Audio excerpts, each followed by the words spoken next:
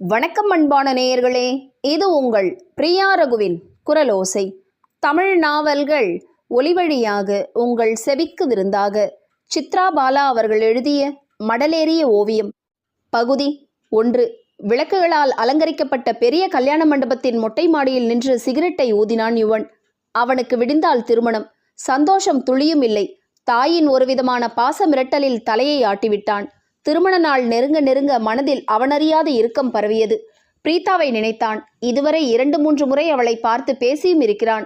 அவன் பார்க்கையில் தழைத்த கண்களை அவன் நகரும் வரை நிமிர்த்தவே இல்லை. அவன் பேச்சிற்கு எதிராக ஒன்றுமே பேசவில்லை. ஆமாம், சரி, ஆகட்டும், இதெல்லாம் அவனின் கேள்விகளுக்கு அவள் தந்த பதில்கள்.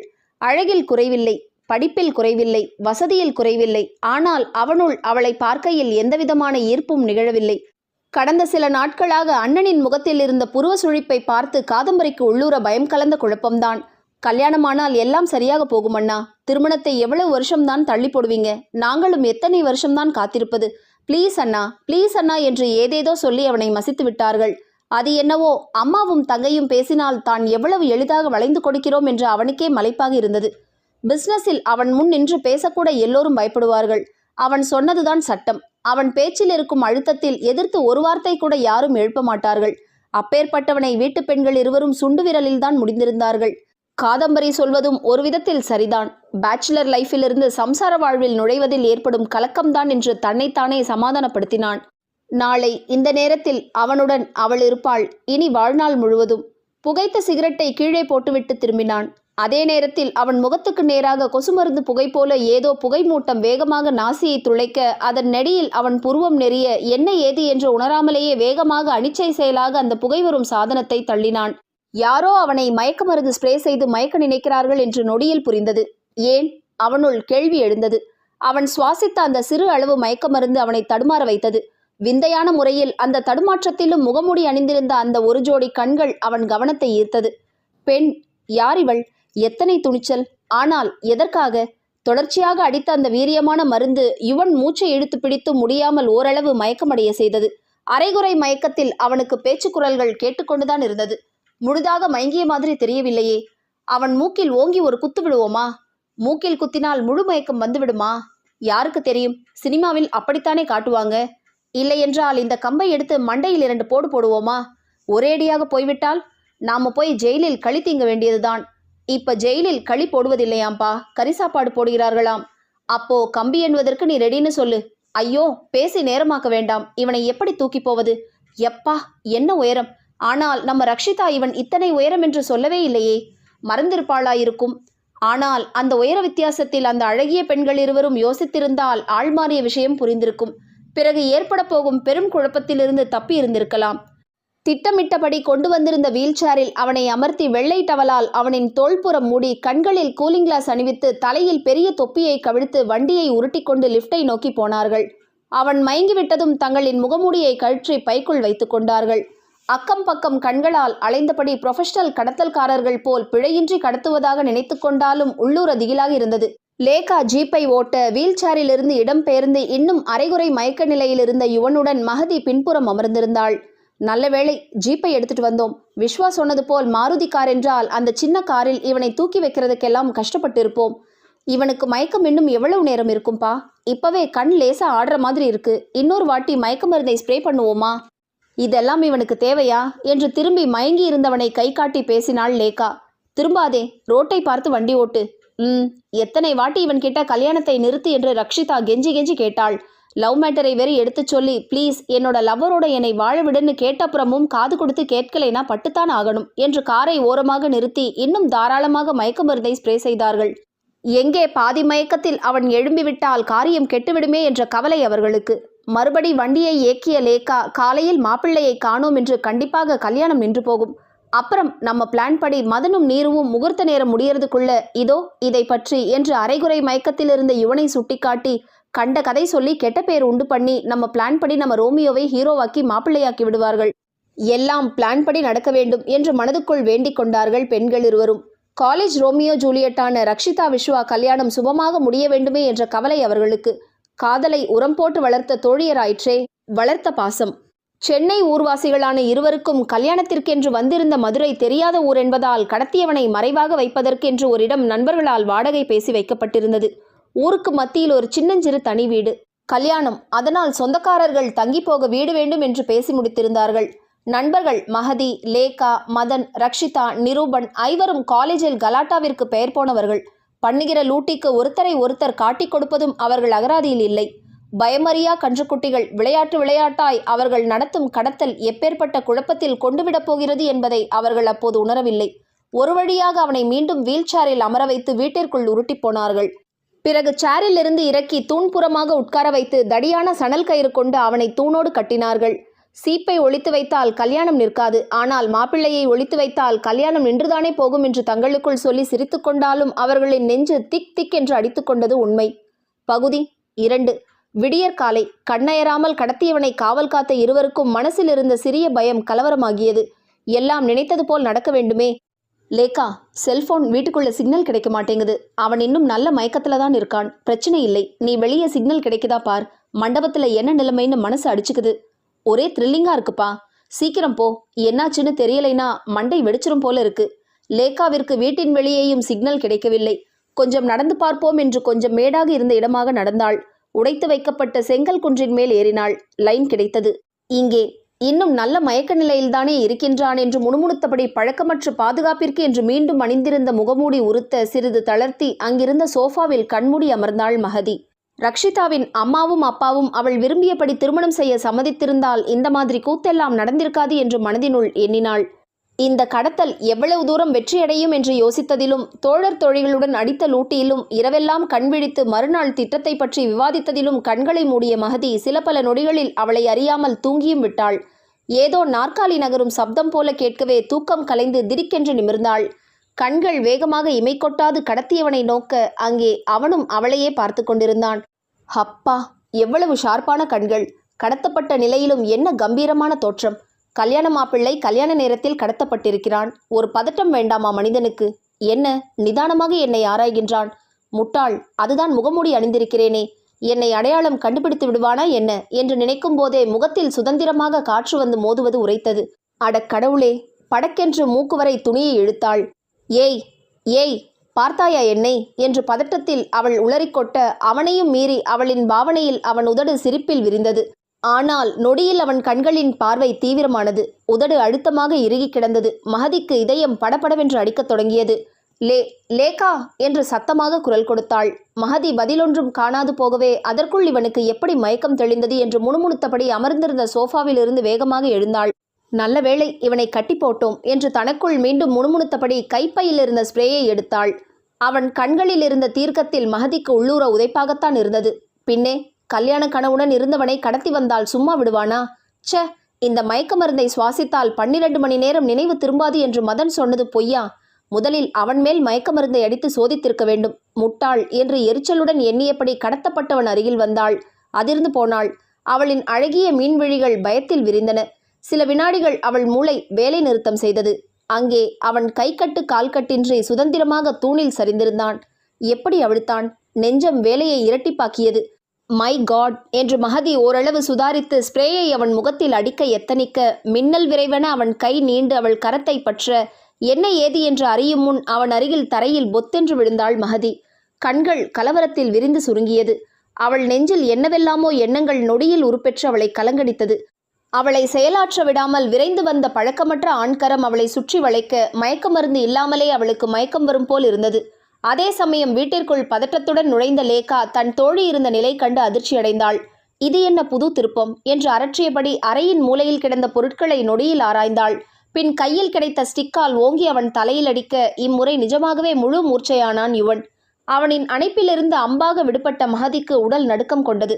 ஆனால் தொடர்ந்து லேகா சொன்ன செய்தியில் நடுக்கம் அடங்கி உடல் விரைத்து போனது. மஹதி என்றவள் மேலே பேச முடியாமல் திக்கியபடி பின் சமாளித்து, பெரிய தப்பு நடந்துடுச்சு மஹதி. என்ன சொல்றப்பா? நாம தப்பான ஆளை கடத்திட்டோம். என்னது? அங்கே மாப்பிள்ளை கல்யாணத்திற்கு மேடையில் வந்து அமர்ந்தாச்சாம். மதனும் நிரூபனும் கத்துறாங்க. சொன்ன லேகாவின் முகம் இரத்த பசையற்று வெளிரி போனது. அப்போ இது யாரு? என்ன மடத்தனமான காரியம்? யார் இவன்? இப்போது கண்ணையும் கருத்தையும் திறந்து வைத்து பார்க்கும்போது யாரோ பெரிய இடத்து மனிதன் என்று புரிகிறது. இது எங்கே போய் முடியுமோ என்று இருவருக்கும் கதி கலங்கியது. ரக்ஷிதா டென்ஷன் ஆகிவிட்டாளாம். இப்ப என்ன பண்றது? நல்லா விசாரிச்சு தானேப்பா கடத்தினோம்.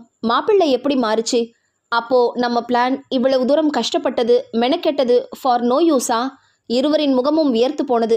கல்யாண மண்டபத்தில் இனி செய்வதற்கு ஒன்றுமில்லை என்று அறக்க பறக்க வந்த மதனும் நிரூபனும் பெண்களிடம் சண்டையிட்டனர். நான் அப்பவே சொன்னேன், இந்த கடத்தல் வேலை லேடிஸ் வேலை கிடையாது, நாங்க கடத்துறோம்னு. மண்டபத்து வேலையை நீங்க செய்யுங்கன்னு. உடனே அதுக்கும் சண்டை. ஓ, லேடிஸ்னா இழப்பமா? உங்களுக்கு நாங்க ஈக்குவல் அது இது என்று ஒரு பெரிய பட்டி மண்டபமே நடத்தி எங்களை டார்ச்சர் பண்ணிட்டு இப்ப என்னத்தை பண்ணி வச்சிருக்கீங்க? லூசுத்தனமா? மாறி மாறி இருவரும் பேச, இப்ப மேற்கொண்டு என்ன பண்ணலாம்னு ஏதாவது யோசனை இருந்தா சொல்லுடா, சும்மா வாராதே. அங்கே விஸ்வா வேற பாவம் மூஞ்சியை மூடிட்டு அழறான். நம்ம கொடுத்த நம்பிக்கையில் அவனும் மாப்பிள்ளை மாதிரி நின்றுகிட்டு இருந்தான். இனி அவனையும் ரக்ஷிதாவையும் மறடா. இந்த மனுஷனை என்ன பண்ண? மஹதி நெற்றியில் வழிந்த வேர்வையை கைக்குட்டையால் துடைத்தபடி சொல்ல ஆண்கள் இருவரும் அவனை சோதனையிட்டனர், ஏதாவது விவரம் கிடைக்காதா என்று. ஆனால் தோல்விதான். அவன் பாக்கெட்டில் இருந்த பேனாவை கவனித்தாயா? கண்களில் பிரம்மையோடு மதன். அவன் கட்டியிருந்த வாட்சை பார்த்தாயா? உதட்டை கடித்தபடி நிரூபன். அவர்கள் பேசிய தொனியில் லேகாவிற்கும் மஹதிக்கும் பற்றி கொண்டு வந்தது. ஆமாம், இனி அவன் கண்ணை பார்த்தாயா? மூக்கை கவனித்தாயா? பேண்டை பார்த்தாயா? சட்டையை கவனித்தாயான்னு மாறி மாறி பேசுங்க. பைத்தியமா பிடிச்சிருக்கு உங்களுக்கு? பெண்களின் கிண்டலை மதனும் நிரூபனும் உள்வாங்கிக் கொள்ளவே இல்லை. அவர்கள் அதிர்ந்து போயிருந்தார்கள். மஹதி, அவன் பெண்ணில் வைரம் பதித்திருக்கிறது. மாண்டிகோ பெண். அது மட்டுமே 2 லட்சம் இருக்கும். வாட்சும் ஒமேகா. டயலை சுற்றிலும் சின்ன வைரங்கள். அது ஒரு 5 லட்சம் இருக்கும் என்று மதன் இடிந்து போய் சொல்ல, எனக்கு ஃபியூச்சரை நினைச்சா பயமா இருக்குடா என்று நிரூபன் முழிக்க, ஹாயாக ஊர் சுற்றி கொண்டிருந்த இளைஞர்களுக்கு பதட்டமானது. ஏதோ பெரிய பார்ட்டி போல இருக்குடா. இனி இவனை என்ன செய்ய? ஏதாவது பெரிய பழி ஏதேனும் அவர்கள் மீது விழுந்து விடுமோ என்ற பயமே பிரதானமாக நெஞ்சை கவியது. முடிந்த அளவு தடயங்களை அழித்துவிட்டு அவனை அந்த வீட்டில் அப்படியே போட்டுவிட்டு பறந்தனர் இளைஞர்கள். பகுதி 3. நாட்கள் உருண்டோடியது. நண்பர்கள் கூடினால் இன்று நினைத்தாலும் விழுந்து விழுந்து சிரிக்கும் விஷயம் அந்த கடத்தல் விவகாரம்தான். கீழ்த்தளத்திலும் முதல் தளத்திலும் வேறு வேறு கல்யாண மண்டபம் இருந்ததால் மாப்பிள்ளை குழப்பமாகி மாறி கடத்தி வந்து கண்டுபிடித்தவுடன் அப்படியே அவனை போட்டுவிட்டு தப்பி வந்த விஷயம் எல்லோருக்கும் கேலிக்கூத்துதான். ஆனால் மஹதிக்கு அது கேலிக்கூத்து போல இல்லை. நண்பர்களுக்கு வேண்டி சிரித்தாலும் அவன் முகம் அவள் மனதில் அழுத்தமாக பதிந்திருந்தது. அதில் தெரிந்த சீற்றம் அவளை பாடாய்படுத்தியது. அவன் கல்யாணம் நின்றுவிட்டதே. அவர்களால் நடந்த தீமை அல்லவா? தவறே செய்யாத மனிதன் தங்களின் தவறால் தண்டிக்கப்பட்டது அநியாயம் அல்லவா? அவளின் நண்பர்களுக்கோ செய்த தவறு கண்களில் படவே இல்லை. அதிலிருந்த ஹாஸ்யம்தான் பட்டது. கல்யாண தினத்தன்று கடத்தியவனை அதே வீட்டில் விட்டுவிட்டு ஓடி வந்த பின் நெஞ்சின் குறுகுறுப்பில் முதல் தளத்தில் சென்று நடந்த கூத்தை பார்த்துவிட்டுதானே வந்தாள். தங்கள் தோழிக்கு எது நடக்க வேண்டும் என்று நினைத்தார்களோ அது அந்த கல்யாண பெண்ணுக்கு நிகழ்ந்தது. மாப்பிள்ளைக்கு பெண் பிடிக்கவில்லை போலும். அவருக்கு திருமணத்தில் இஷ்டமில்லையா இருக்கும். இந்த மாதிரி சம்பந்தம் நமக்கு எப்படி வாய்க்கும் என்று எனக்கு அப்பவே சந்தேகம்தான். ஏதோ கனவு போலதான் இருக்கு என்று காணாமல் போன மாப்பிள்ளைக்கு இருந்த மரியாதையை கண்டு மஹதிக்கு விசித்திரமாய் இருந்தது. கடைசியில் ஆசைப்பட்ட பெண்ணின் மாமா மகனை மணமகனாக்கினார்கள். அந்த கணம் அவள் நெஞ்சு தவித்தது. அவர்கள் கடத்திய மாப்பிள்ளை மனதில் அந்த பெண் இருந்திருந்தால், அந்த மனிதன் அந்த பெண்ணை காதலித்திருந்தால், திருமணம் நின்று போனதற்கு எவ்வளவு தவித்திருப்பான். காத்திருந்தவன் பொண்டாட்டியை நேற்று வந்தவன் தள்ளி போன கதையாக. மஹி, ரெடியா? ரக்ஷிதா ஏன் லேட்டுன்னு இதோட 10வது தடவை ஃபோன் பண்ணிட்டா. லேகா அவசரப்பட, ரக்ஷிதா திருமணம் முடிந்து கணவனுடன் அமெரிக்கா போனவள் வீட்டில் விசேஷம் என்று 3 மாதம் கழித்து சென்னை வந்திருக்கிறாள். வந்தவளுக்கு ஒரே கணவன் புராணம்தான். கணவன் அப்படி தாங்குகிறானாம். அவளை மிக பிடித்து போனதால் கல்யாணத்தை நிறுத்தும்படி அவள் மிரட்டியும் ரிஸ்க் எடுத்து அவளை திருமணம் புரிந்தானாம். இப்போது அவளும் அவனும் ஈருடல் ஓருயிர் போலவாம். என்ன காதல் கத்திரிக்காய் என்றிருந்தது மஹதிக்கு. விஸ்வா கொஞ்ச நாட்கள் சோகத்தில் தாடியோடு திரிந்தான். பிறகு இந்த அவசர கால யுகத்தில் விரும்பியது கிடைக்கவில்லை என்றால் கிடைத்ததை விரும்ப வேண்டும் என்று நண்பர்கள் அவனுக்கு ஒரே அட்வைஸ் மழை. வாழ்க்கையின் முடிவு காதல் இல்லை. கடைசி வரை முயற்சி பண்ணி பார்த்தார்கள். அவனுக்கு விதித்திருப்பது வேறு. விதியை வெல்ல முடியுமா? ஏய் மஹி, வண்டியை மெதுவா ஓட்டு. ரோடெல்லாம் ஒரே மழை தண்ணியாயிருக்கு. ஸ்கூட்டி ஸ்கிட் ஆகிட போகுது. வண்டி பறக்கும் வேகத்தில் லேகா ஜாக்கிரதை என்று குரல் கொடுக்க, மஹதியின் மனமோ அன்று கடத்தப்பட்டவனிடம் இருந்தது. கொஞ்ச காலமாக அவள் மறந்திருந்த அவன் முகம், குற்றம் சாட்டிய அந்த முகம், ரக்ஷிதா பெயர் கேட்டதும் நினைவு வந்துவிட அல்லாடி போனாள் மஹதி. மனசு எவ்வளவு அடக்கினாலும் அந்த நாள் நினைவுக்கு வரத்தான் செய்தது. உனக்கு குற்ற நெஞ்சு குறுகுறுக்கவே இல்லையா லேகா? மஹதி வண்டியில் பின் அமர்ந்தவளிடம் கேட்க, நீ ஒரு டைப். அதையே நினைச்சுக்கிட்டு நடந்தது நடந்து போச்சு, மறந்துட்டு அடுத்த வேலையை பார்ப்போமா? அதை விட்டுட்டு அவன் பாவம் இவன் பாவம்னு பேத்திக்கிட்டு இனி மதுரை பக்கமே போகக்கூடாது. எங்கேயாவது அவனை பார்க்க நேர்ந்தால் நாம செத்தோம். ஏய் மஹி, பார்த்து, அடிப்பாவி நிறுத்து. அதற்குள் அவர்கள் இருசக்கர வாகனம் நின்று கொண்டிருந்த வெண்ணிற டொயோட்டோவின் மேல் இறங்கியது. பளபளவென்று பட்டாக பளபளத்த காரின் முன்பாகம் ஹெட்லைட் எல்லாம் நசுங்கி பேலன்ஸ் தவறி விழுந்தவர்கள் இருவரும் சமாளித்து கொண்டு நிமிர, மஹி, என்ன காரியம் பண்ணிட்ட? கமான் கமான், வேகமா வண்டியை எடு, பறந்துடுவோம். லேக்கா நெற்றியில் துளிர்த்த வியர்வையை துடைத்தபடி பதற்றமாக சொல்ல, அவன் பார்க் பண்ணியிருக்க இடத்தை பாரு, ரோட்டின் குறுக்கா. லாஜிக் எல்லாம் பேசக்கூடாது. பார் பார், வண்டியை பார்த்தபடி வேகமாக ஓனர் வர்றான். டி, இவன் அவனில்லை? எவன்? நிமிர்ந்து கூர்ந்து பார்த்தார்கள் பெண்கள் இருவரும். நடையில் வேகத்தோடு கம்பீரமாக நெறிந்த புருவத்துடன் வந்து கொண்டிருந்தவனை கண்டதும் அவர்கள் இருவரும் சாரி கூட சொல்லாமல் மாயமாக பறந்தனர். டூப் மாப்பிள்ளைக்கு நம்மை அடையாளம் தெரிந்திருக்குமா? உடனே பறந்துட்டோமே. அவனுக்கும் நமக்கும் தான் அவ்வளவு தூரம் இருந்ததே, எங்கே நம்மை கண்டுபிடிக்க முடியும்? அறிவே, நமக்கு அவனை அடையாளம் தெரியுமாம், அவனுக்கு தெரியாதா? பயந்தது அவர்கள்தான். ஆனால் யாரும் அவர்களை தொடரவில்லை, கண்டுபிடிக்கவில்லை. நிம்மதி. அன்றிரவு முழுவதும் தூக்கம் வரவில்லை மஹதிக்கு. முழுவதும் அவன் பற்றிய சிந்தனைதான். ஆசைப்பட்ட அந்த பெண்ணை மணக்க காத்திருப்பானோ? அவளுக்கு இதில் சந்தேகம் வேறா? கல்யாண மாப்பிள்ளையை கடத்திவிட்டு ஆராய்ச்சி வேறா? நினைத்து பார்த்தால் அவன் பாவம்தான். ஆனாலும் அவனை பார்த்தால் பரிதாபப்படுகிறவனைப் போலவா இருந்தது?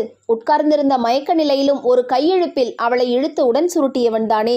அன்று மயக்கம் தெளிந்து கை கால் விடுபட்டு கிடந்தவனுக்கு கல்யாணத்திற்கு ஆர்வம் இருந்தால் அவனை இந்த பெண்கள் இருவராலும் கட்டுப்படுத்தி இருக்க முடியாது.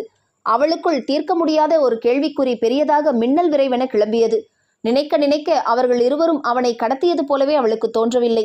பிரம்மையா? ஆனால் சந்தேகப்படுவதற்கு அவளுக்குள் நிறைய விஷயங்கள் இருந்தது. ஜீப் வண்டியில் அவனை கஷ்டப்பட்டு ஏற்றும் போது அவன் அவர்களுக்கு நிறைய அசைந்து கொடுத்தான். இறங்கும் போதும் அப்படித்தான். அந்த சமயம் ஏதோ இவன் அசைவதால் கொஞ்சம் இலகுவாக இருக்கிறதே என்று எண்ணிக்கொண்டார்கள். மயக்கமுற்றவனால் எப்படி இப்படி ஒரு ஒத்துழைப்பை தர முடியும்? ஆனால் ஏன்? அல்லது அது அவள் பிரம்மையா? பகுதி 4. மஹதியின் வீடு வெகு சுறுசுறுப்பாக இயங்கிக் கொண்டிருந்தது. வீட்டின் முதல் பேரக்குழந்தை அமெரிக்காவில் நாளை பிறக்கப் போகிறது. தாயும் தந்தையும் அமெரிக்கா செல்ல தங்களை தயார்படுத்தி கொண்டிருந்தார்கள். அம்மா, புலம்பாமல் போயிட்டு வாங்கம்மா. பாவம் அக்கா, எத்தனை வருஷம் கழிச்சு உண்டாயிருக்கா. என்னை பற்றி ரொம்ப யோசிக்காதீங்க. நான் ஒன்றும் சின்ன பிள்ளை இல்லை. என்னை பார்த்து கொள்ள எனக்கு தெரியும். அதுதானே பயமா இருக்கு, இந்த ஓவர் கான்ஃபிடன்ஸ். நாடு இருக்கிற இருப்பில் ஜாக்கிரதையா இருக்கணும் மஹி.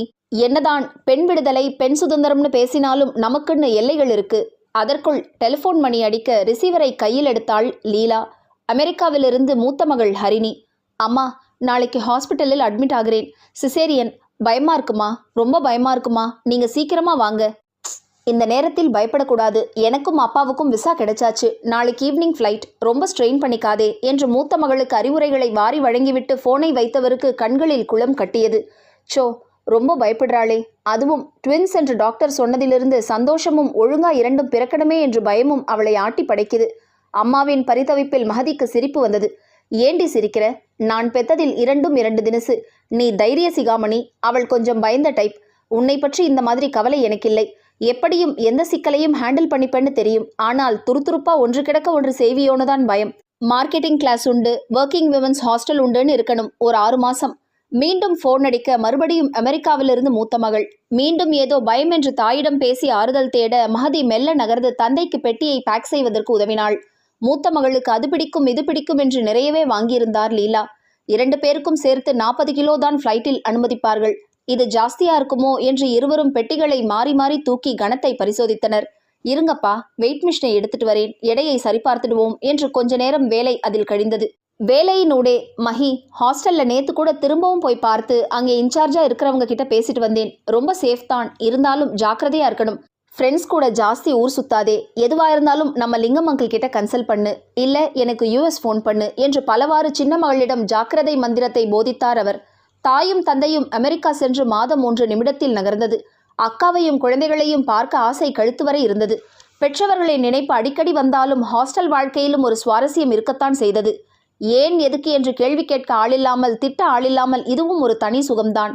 திங்கள் முதல் வெள்ளி வரை மார்க்கெட்டிங் கிளாஸில் நாட்கள் பிஸியாக ஓடின. சனி ஞாயிறு நகர்வதுதான் கஷ்டமாகி போனது.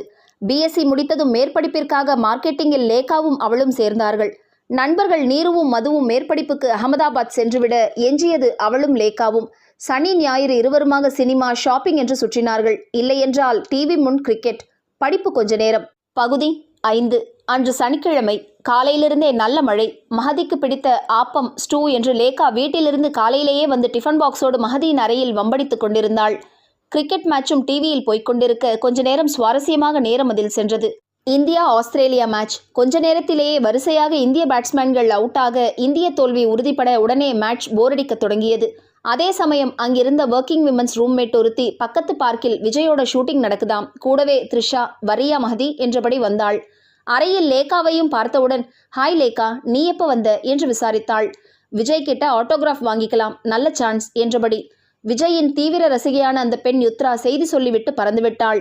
நாம யுத்ராவின் வழிசலை வேடிக்கை பார்க்க போவோம் என்று குறும்பாக சொன்னபடி மஹதியும் லேகாவும் ஆர்வமாக ஸ்கூட்டியில் கிளம்பினார்கள். வண்டியில் வேகமாக சென்றவர்கள் ஜங்ஷனில் பச்சை சிக்னலை பிடிக்க குறியாக மஹதி ஓட்ட எதிர்பாராத சம்பவம் நிகழ்ந்துவிட்டது. அவள் வண்டி எதிரில் ரெட் சிக்னல் ரோட்டை கடந்த பெண்ணின் மேல் மோதிவிட்டது. கடவுளே என்று அலறிவிட்டாள் மஹதி. வண்டி சரிந்து மஹதியும் லேகாவும் ஆளுக்கொரு புறமாக விழுந்தனர். அதிர்ஷ்டவசமாக கை கால்களில் சின்ன சிராய்ப்புடன் எழுந்த இருவரும் ஸ்கூட்டியில் அடிபட்டு கிடந்த பெண் அருகில் ஓடினார்கள். அவள் அலங்கோலமாக விழுந்து கிடக்க மஹதி மை காட் என்று கத்தியே விட்டாள். நம்ம மேல் தப்பே இல்லை மஹதி, டென்ஷன் ஆகாதே. அந்த அம்மா ரெட் சிக்னல்ல ரோட்டை கடந்து வந்து வாங்கி கட்டிக்கிட்டா. தப்பு சரி, லாஜிக் பேச டைம் இல்லை, நல்லா இடிச்சிட்டேன். அதற்குள் கூட்டம் கூடி அந்த பெண் முகத்தில் தண்ணீர் அடித்தது. வேடிக்கை பார்க்க நின்ற ஆட்டோவை நிறுத்தி காலை அசைக்க முடியாமல் வலியால் துடித்த அந்த பெண்ணை தூக்கச் சொல்லி ஆட்டோவில் ஏற்றி தானும் ஏறி அதற்குள் ஓரமாக ஸ்கூட்டியை நிப்பாட்டிவிட்டு லேகாவும் ஏற பக்கத்தில் உள்ள ஹாஸ்பிட்டலுக்கு சென்றார்கள். யசோதாவின் காலில் எலும்பு முறிவு. ஆபரேஷன் முடிந்து 1 வாரம் ஹாஸ்பிட்டலில் இருக்க வேண்டும். அதன் பிறகு வீட்டில் 4 மாதம் பெட் ரெஸ்டில் இருக்க வேண்டும் என்று டாக்டர்கள் சொல்ல அந்த பெண்மணி யசோதா சப்தமே இல்லாமல் கண்ணீர் உகுத்தாள். என் கஷ்டம் யாருக்கும் வரக்கூடாது. புருஷனை இழந்த பிறகு வீட்டில் சம்பாதிக்கும் ஒரே ஜீவன் நான் மட்டும்தான். அதுவும் என் பெண் கல்யாணம் இன்னும் 4 மாதத்தில் நடத்திவிடலாம் என்று தேதியெல்லாம் குறித்துவிட்டேன். இனி எங்கே நடக்கும்? நான் வேலைக்கு போனால்தானே பணம் அரேஞ்ச் பண்ண முடியும். ஏற்கனவே ஆஃபீஸில் 1 லட்சம் லோன் கேட்டிருந்தேன். இப்போ டாக்டர் சொன்னாப்ல 4 மாதம் பெட் ரெஸ்ட் என்றால் அதுவும் கிடைக்க போறதில்லை.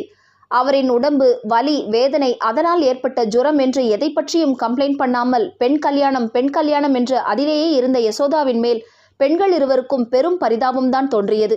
பெண்கள் இருவரும் தங்களால் நேர்ந்த துன்பம் அல்லவா என்று வருந்துவது யசோதாவிற்கு புரிந்து அதற்கும் சமாதானம் செய்தார். உங்க மேல தப்பில்லை, நான் தான் ஏதோ நினைப்பில், எல்லாம் இந்த பணத்தை எப்படி புரட்டலாம் என்ற நினைப்பில் ரெட் லைட்டை பார்க்காமல் கிராஸ் பண்ணினேன். எல்லாம் என் விதி. என் பொண்ணுக்கு எத்தனை இடம் தட்டி போய் இந்த மாப்பிள்ளை அமைஞ்சது தெரியுமா? அவளுக்கு பிறவியிலேயே கால் ஊனம் என்பதால் எத்தனை கஷ்டங்கள், அவமானங்கள் என்று நொந்து கொள்ளும் அவருக்கு எப்படியாவது உதவ வேண்டும் என்று பெண்கள் இருவரும் நினைத்தார்கள். ஒரு வழியாக அவரிடம் பேசி அவரின் வீட்டு அட்ரஸ் வாங்கி யசோதாவின் நிலைமையை சொல்வதற்காக போய் பார்த்தால் பல சினிமாவில் பார்த்தது போல் விந்தி நடந்தபடி ஒரு பெண்ணும் 10 வயது பையனும் இருந்தார்கள். யசோதாவின் விபத்தை பெரிதாக சொல்லாமல் பயப்படும்படியாக இல்லை. 2 நாட்களில் ஹாஸ்பிட்டலில் இருந்து வந்துவிடலாம் என்று சொல்லி வைத்தார்கள். அங்கு அவர்களிடம் பேசிக்கொண்டிருந்த சிறிது நேரத்திலேயே நெஞ்சில் பெரிய சுமை ஏறியது போல் இருந்தது. அந்த பெண் ரதி பழகுவதற்கு மிகவும் இனியவளாயிருந்தாள். வீட்டில் இருந்தபடி தையல் மெஷினில் அக்கம் பக்கம் பிளவுஸ், சாரி ஃபால்ஸ், சுடிதார் என்று தைத்து கொடுத்து கொண்டிருக்கிறாளாம். அவள் செய்திருந்த ஹேண்ட் எம்ப்ராய்டரி பெட்ஷீட் என்று கொண்டு வந்து காட்டிய பெட்ஷீட்டை கண்ணெடுக்காமல் மஹதி பார்த்தாள். அத்தனை அழகு, பெர்ஃபெக்ஷன். இது மாதிரி ஹேண்ட் எம்ப்ராய்டரி புடவைகளுக்கு போடுவாயா? கண்கள் விரிய அதன் அழகில் மயங்கி போய் மஹதி கேட்க, போடுவேனே. அம்மா தீபாவளிக்கு எனக்கு எடுத்து தந்த காட்டன் புடவையில் போட்டேன். அப்புறம் தம்பியோட சட்டை, என்னோட பிளவுஸ், கர்ச்சீஃப், தலைகாணி உரை எனக்கு ரொம்ப இஷ்டம். உங்களுக்கு பிடிச்சிருக்கா? இதோ வருகிறேன் என்று ஒரு ஆள் மட்டுமே நிற்கக்கூடிய அறைக்குள் சென்று கையில் எதையோ எடுத்து வந்து ஆளுக்கொன்றாய் அவர்களிடம் கொடுத்தாள். அது 2 பிளவுஸ் துணி. பிளவுஸ் துணி என்னவோ மலிவு விலைதான். ஆனால் அதிலிருந்த எம்ப்ராய்டரி வேலை எப்பா என்றிருந்தது. அத்தனை அழகு. நாங்கள் பட்டுப்புடவை வாங்கி தந்தால் அந்த நிறத்திற்கு ஏற்றவாறு டிசைன் போட்டு எம்ப்ராய்டரி போட்டு தருவாயா? மஹதி கேட்க ரதி முகத்தில் புன்னகை கீற்று. எனக்கு ரொம்ப ஆசை. ஆனால் என்னை நம்பி பட்டுப்புடவை யார் தருவா? அம்மா கிட்ட கேட்டால் சாப்பாட்டிற்கே வழியை காணோம். இதில் உன் ஆசைக்காக பட்டுப்புடவைக்கு நான் எங்கே போகட்டும்னு ரொம்ப வருத்தப்படுவாங்க. மஹதிக்கும் லேகாவிற்கும் மூளை பரபரவென்று இயங்கியது. ஒரு புடவை எம்ப்ராய்டரி போடுவதற்கு எத்தனை நாள் பிடிக்கும்? முந்தானை மட்டும் போட்டால் எத்தனை நாள் பிடிக்கும் என்று மாறி மாறி கேள்விக்கணைகளை விடுத்தார்கள். கொஞ்ச நேரம் இப்படிப்பட்ட பேச்சில் கழிந்து போனது. இருவரும் கிளம்புகையில் ரதியும் அவள் தம்பி சரணும் கூடவே வீட்டை பூட்டிக் கொண்டு கிளம்பினார்கள். ரதி அதற்குள் பிளாஸ்கில் பால், வெந்நீர், வாழைப்பழம், பன் என்று ரெடி செய்து கூடையுடன் வந்தாள். அம்மாவுக்கு நிஜமா ரொம்ப ஒன்றும் அடியில்லையே என்று 100வது முறையாக ரதி கேட்டாள். அந்த 1 வாரமும் ஏதோ அவர்களுக்கு நேர்ந்த துன்பம் போல ஹாஸ்பிட்டலுக்கும் அந்த பெண்மணி யசோதாவின் வீட்டிற்கும் மஹதியும் லேகாவும் மாறி மாறி ஓடினார்கள். அட்லீஸ்ட் வண்டி ஓட்டுகையில் கொஞ்சம் ஜாக்கிரதையாக இருந்திருக்கலாம். இருந்திருந்தால் விபத்து நிகழ்ந்திருக்காது. யசோதா ஆண்டி திருமணத்தை நடத்தி இருப்பார்கள். அவர்களால் ஒரு துன்பம் எனும்போது உதவிட மனம் விழைந்தது. பகுதி 6. மகதிக்கும் லேக்காவிற்கும் அன்று முழுவதும் ஒரே யோசனைதான்.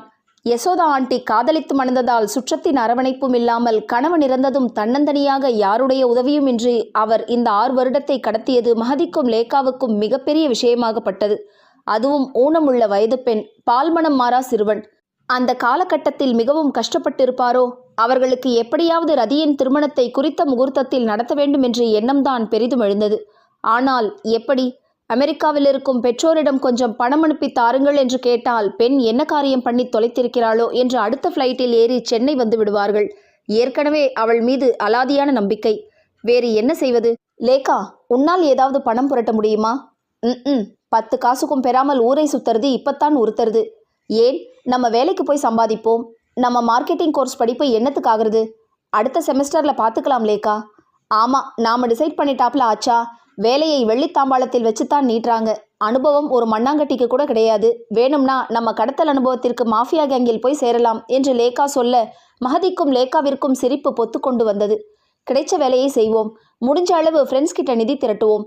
பட்டுப்புடவையில் ரதி எம்ப்ராய்டரி போட்டு கொடுத்தால் அதன் விலை 4 மடங்கு தெரியுமா லேக்கா? நம்ம செட்லேயே ஆளுக்கொன்றாய் வாங்கிவிடுவார்கள். இதை அவர்கள் மறுநாள் ஹாஸ்பிட்டலில் யசோதாவிடம் சொல்ல அவளுக்கு சில நிமிடங்கள் பேச்சே வரவில்லை. கல்யாணம் நீங்க நினைக்கிறபடி சின்ன விஷயம் இல்லை. பணம் வேண்டும். கல்யாண வேலை எடுத்து செய்ய ஆள்பலம் வேண்டும். ஆனால் ரொம்ப சந்தோஷம்மா. எங்களையும் மதிச்சு உதவி பண்ண நான் தழுத்தழுத்தது அவருக்கு. இவ்வளவு பிரியமா பொறுப்பா பிள்ளைகளை பெறவும் கொடுத்து வச்சிருக்கணும். உங்க அம்மா அப்பா ரொம்ப அதிர்ஷ்டம் பண்ணவங்கம்மா. ஆண்டி, என்னவானாலும் பரவாயில்லை, முயற்சி பண்ணுவோம். மாப்பிள்ளை வீட்டுக்காரங்க கிட்ட நெகட்டிவாக ஒன்றும் பேசாதீர்கள். நீங்க குறித்த முகூர்த்தத்தில் திருமணம் நடக்கணும். அந்த நம்பிக்கை எங்க 2 பேர்கிட்டையும் இருக்கு. நீங்களும் நம்புங்க ஆண்டி. நம்பிக்கையும் முயற்சியும் நிச்சயம் நினைச்சது நடக்கும். மகதியும் லேக்காவும் மாறி மாறி பேசி யசோதாவிற்கு நம்பிக்கை ஊட்டினார்கள். அந்த சம்பவத்திற்கு பிறகு மகதியும் லேக்காவும் ஏதோ பெரும் பொறுப்பு ஏற்றது போல் மிகவும் மெச்சூர்டாக நடந்து கொண்டார்கள். பணம் வரும் வழியை இருவரும் சின்சியராக அமர்ந்து யோசித்து விவாதித்தார்கள். கடைசியில் அவர்கள் திறமைக்கு மார்க்கெட்டிங்கில் தான் பணம் வரும் என்று தீர்மானித்தார்கள். செல்போன் கம்பெனி இன்டர்வியூக்கு சென்றார்கள். அவர்கள் நுனிநாக்கு ஆங்கிலமும் அழகும் பேசும் முறையும் டார்கெட் கொடுத்து வேலையும் கிடைத்தது. ஆனால் வேலை அத்தனை சுலபமும் இல்லை. மிகவும் கடினமாக இருந்தது. பணமும் இவர்கள் நினைத்த மாதிரி குவியவும் இல்லை. கல்லூரி தோழியரிடம் விஷயம் சொல்லி பணம் புரட்டியது கொஞ்சம் தேறியது. கிடைத்த பணத்தில் 4 பிளெயின் பட்டுப்புடவைகள் வாங்கி ரதியிடம் எம்ப்ராய்டரி பண்ணி என்று கொடுத்தார்கள். 1 மாசம் முடிஞ்சிடுச்சுப்பா. நாம இதுவரைக்கும் சேர்த்தது அப்படி ஒன்றும் பெரிய அமௌண்ட் கிடையாது. இன்னும் 3 மாசம் இருக்குதான். ஆனால் நம்மால் முடியுமான்னு சந்தேகமா இருக்கு. மகதி சொல்ல, மஹி, எங்க வீட்டில் அம்மாவுக்கு ஒரே சந்தோஷம். ஏதோ ஊர் சுத்திட்டு இருந்த பெண் உருப்படியா காரியம் பண்றான்னு. அவங்களும் நம்ம வெஞ்சருக்கு கான்ட்ரிபியூட் பண்றேன்னு சொல்லிட்டாங்க. லேக்கா சொல்ல மகதியின் முகத்தில் நிறைவான புன்சிரிப்பு படர்ந்தது. இடையிடையே யசோதாவின் நலம் விசாரித்தார்கள். நாட்கள் பறந்தது. ரதி எம்ப்ராய்டரி செய்த புடவை 4ஐயும் நல்ல விலைக்கு விற்றார்கள். இவர்களின் வியாபார திறமையில் முன்பணம் கிடைத்து மேலும் 4 புடவை செய்ய ஆர்டரும் வந்தது. இவர்கள் செய்கிற ஸ்டைலிலும் பந்தாவிலும் சொன்ன விலைக்கு புடவைகள் விற்கப்பட்டது. அது கொஞ்சம் அமௌண்ட் தேறியது. புடவை விற்ற விலையை ரதியிடம் சொன்னபோது அவள் முகத்தில் இதுவரை தெரியாத தன்னம்பிக்கை ஒளிர்ந்தது. திறமைகள் எல்லோரிடமும் இருக்கிறது. ஒவ்வொருத்தருக்கு ஒவ்வொரு திறமை. அதை சரியாக அடையாளம் கண்டு கொண்டு அதில் முழு கவனத்தையும் செலுத்தினால் வெற்றிதான். கைமேல் பலன், முயற்சி, கடின உழைப்பு, தன்னம்பிக்கை ஒரு நாளும் தோற்றதில்லையே. பணம் சேர சேர யசோதாவிடம் கொடுத்தார்கள். யசோதாவிற்கு நம்பத்தான் முடியவில்லை. மகதியையும் லேக்காவையும் பார்த்தாலே கண்களில் கண்ணீர் குளமாக கட்டிவிடுகிறது. இந்த காலத்தில் இப்படியும் பெண்களா? அதுவும் முன்பின் தெரியாத அவளுக்காக கனவு போல இருந்தது. பகுதி 7. டிவி பார்த்தபடி தூங்கிவிட்ட மகதி கதவு தட்டப்படும் ஓசையில் கண்களை மலர்த்தினாள். கண்கள் கடிகாரத்தில் நிலைத்தது. மணி இரவு 10:30. இந்த நேரத்தில் யார்? வெடுக்கென்று எழும்பி கதவை திறந்தாள் மகதி. பக்கத்து ரூம் நிலா. கண்கள் செக்கச் சிவந்து தலை கலைந்து தள்ளாட்டமான நடையுடன், என்னாச்சு இவளுக்கு? இந்த ஹாஸ்டலிலேயே பயங்கர பந்தாவாக ட்ரெஸ் பண்ணும் பெரிய கம்பெனியில் வேலையில் வேறு இருக்கும் பந்தாவான நிலா நின்றிருந்த கோலம் மகதிக்கு பரிதாபத்தை கொடுத்தது. நல்ல ஜுரம் போல அவளுக்கு. மனசு குறிப்பெடுத்து கொண்டது. என்னாச்சு? ஏதாவது உதவி வேண்டுமா? டாக்டரிடம் போகணுமா? கரிசனத்துடன் மகதி கேட்க, மருந்தெல்லாம் சாப்பிட்டாச்சு. Viral fever. சாயங்காலத்திலிருந்து மூட்டுக்கு மூட்டு வலிக்கிறது. நகரவே கஷ்டமா இருக்கு. இன்னும் 1 வாரம் இருக்குமாம் என்று பலகீனமான குரலில் பேசிய நிலா தொடர்ந்தாள். நாளை என் ஆஃபீஸ் வேலை விஷயமாக நான் டெல்லி போகணும். என்னிடம் மிக மிக முக்கியமான ஆஃபீஸ் ஃபைல் இருக்கிறது. ரொம்ப கான்ஃபிடென்ஷியல். அதை கொண்டு போய் என்னுடைய பாஸிடம் சேர்க்க வேண்டும். கொரியரில் அனுப்புவதற்கு பாதுகாப்பும் இல்லை. நாளை காலை 10 மணிக்கு மீட்டிங். அதற்கு முன் ஃபைலை ஆஃபீஸில் சேர்க்க வேண்டும். அடடா, இப்போ என்ன பண்ண போறீங்க? ஃபைல் கரெக்ட் டைம் போய் சேராட்டி ப்ராப்ளமா? மஹி, உன்னோட உதவி நாடிதான் வந்திருக்கேன். ப்ளீஸ் சரின்னு சொல்லு மஹதி. முதல்ல உள்ள வாங்க என்று நாற்காலியை எடுத்து போட்டு நிலாவை அமரச் சொன்னாள். என்னால் முடிஞ்ச உதவி என்றால் I can do, no problem, சொல்லுங்க என்று ஊக்கினாள் மஹதி. எனக்கு பதிலாக இந்த ஃபைலை டெல்லியில் என்னோட பாஸிடம் கொடுத்து விட்டு வரணும். ஃப்ளைட் டிக்கெட் என்னிடம் இருக்கு. நாளை காலை 6 மணிக்கு, அதே நாள் ஈவினிங் 4 மணிக்கு ஃப்ளைட்டில் ரிட்டர்ன் ஆகிவிடலாம். ப்ளீஸ் மஹி, எனக்கு வேறு யாரையும் நம்ப முடியவில்லை என்றவள் பேசி முடிப்பதற்குள் தளர்ந்து போய்விட்டாள். அட, இவ்வளவுதானா? ஒருத்தருக்கொருத்தர் கஷ்டம் என்றால் இந்த உதவி கூட செய்ய மாட்டார்களா நிலா? இதற்கேன் இவ்வளவு யோசிக்கணும்? மஹதியின் பேச்சில் நிலாவின் முகத்தில் நிம்மதி படர்ந்தது. அவளுடன் பக்கத்தறைக்கு சென்று டெல்லி சென்றவுடன் எங்கு, எப்படி, எங்கே அவளுடைய பாஸை பார்ப்பது என்ற விவரங்களை சேகரித்து கொண்டு அந்த கான்ஃபிடென்ஷியல் ஃபைலையும் வாங்கி கொண்டு வெகு பத்திரமாக தன் அறை கபோர்டில் வைத்தாள் மஹதி. டெல்லியில் டாக்ஸிக்கு, சாப்பாட்டிற்கு, எமர்ஜென்சிக்கு என்று வேலைக்கான பேட்டா மணி போல் ஒரு தொகையும் நிலா கொடுத்துவிட பணம் பற்றி கவலை சற்று தீர்ந்தது. மறுநாள் காலை டெல்லி ஃப்ளைட்டில் பறந்தாள் மஹதி. நிலாவிற்கு உதவுவதற்காக போனாலும் ஃபைலை பொறுப்பாக உரியவரிடம் கொடுத்தவுடன் அவள் வேலை முடிந்துவிட்டதே. பின் அவளுக்கென்று சில பல மணி நேரங்கள் டெல்லியில் ஷாப்பிங் போவதற்கும் நேரம் இருக்கும். யசோதா ஆண்டி பெண்ணுக்காக நல்லதாகவும் விலை மலிவாகவும் புடவை 4 எடுக்கவும் பணம் வைத்திருந்தாள். இந்தியாவின் நகரங்கள் பலவற்றுக்கும் ஊர் சுற்றி பார்க்க மஹதி இதற்கு முன் சென்றிருந்தாலும் டெல்லி இதுதான் முதல் முறை. அதுவும் வேறு ஊருக்கு தன்னந்தனியாக பயணிப்பது இதுதான் முதல் முறை. த்ரில்லிங்காக இருந்தது அவளுக்கு. டெல்லியில் வேலை முடித்து சென்னை வந்தவுடன் அமெரிக்காவில் இருக்கும் தாயிடம் இது பற்றி பேசிக்கொள்ளலாம் என்று மனதுக்குள் நினைத்து கொண்டாள். இப்போதே சொன்னால் என்னவோ ஏதோ என்று பயப்படுவார்கள். தேவையில்லாமல் அவர்களை ஏன் கலவரப்படுத்த வேண்டும்? இப்படி அவள் எண்ணங்கள் பல திசைகளிலும் சிறகடித்து பறந்தது. ஆனால் டெல்லியில் அவள் சந்திக்கப் போகும் நபர் யாரென்று மட்டும் மாயசக்தியில் முன்பே அறிந்திருந்தால் இந்த பயணத்திற்கு மஹதி ஒத்துக்கொண்டிருக்கவே மாட்டாளே. பகுதி 8. நிலா கொடுத்த அட்ரஸ் ஒன்றும் கண்டுபிடிப்பதற்கு கடினமானது இல்லை. டெல்லியில் உள்ள பெரிய நட்சத்திர ஹோட்டல். ஏற்கனவே நிலா ஏர்போர்ட்டிலிருந்து பிக்கப் டிராப் என்று யாரும் கிடையாது. நீயாகவே தான் டாக்ஸி பிடித்து போக வேண்டும் என்று சொல்லி இருந்ததால் அதுவும் வசதியாக போனது.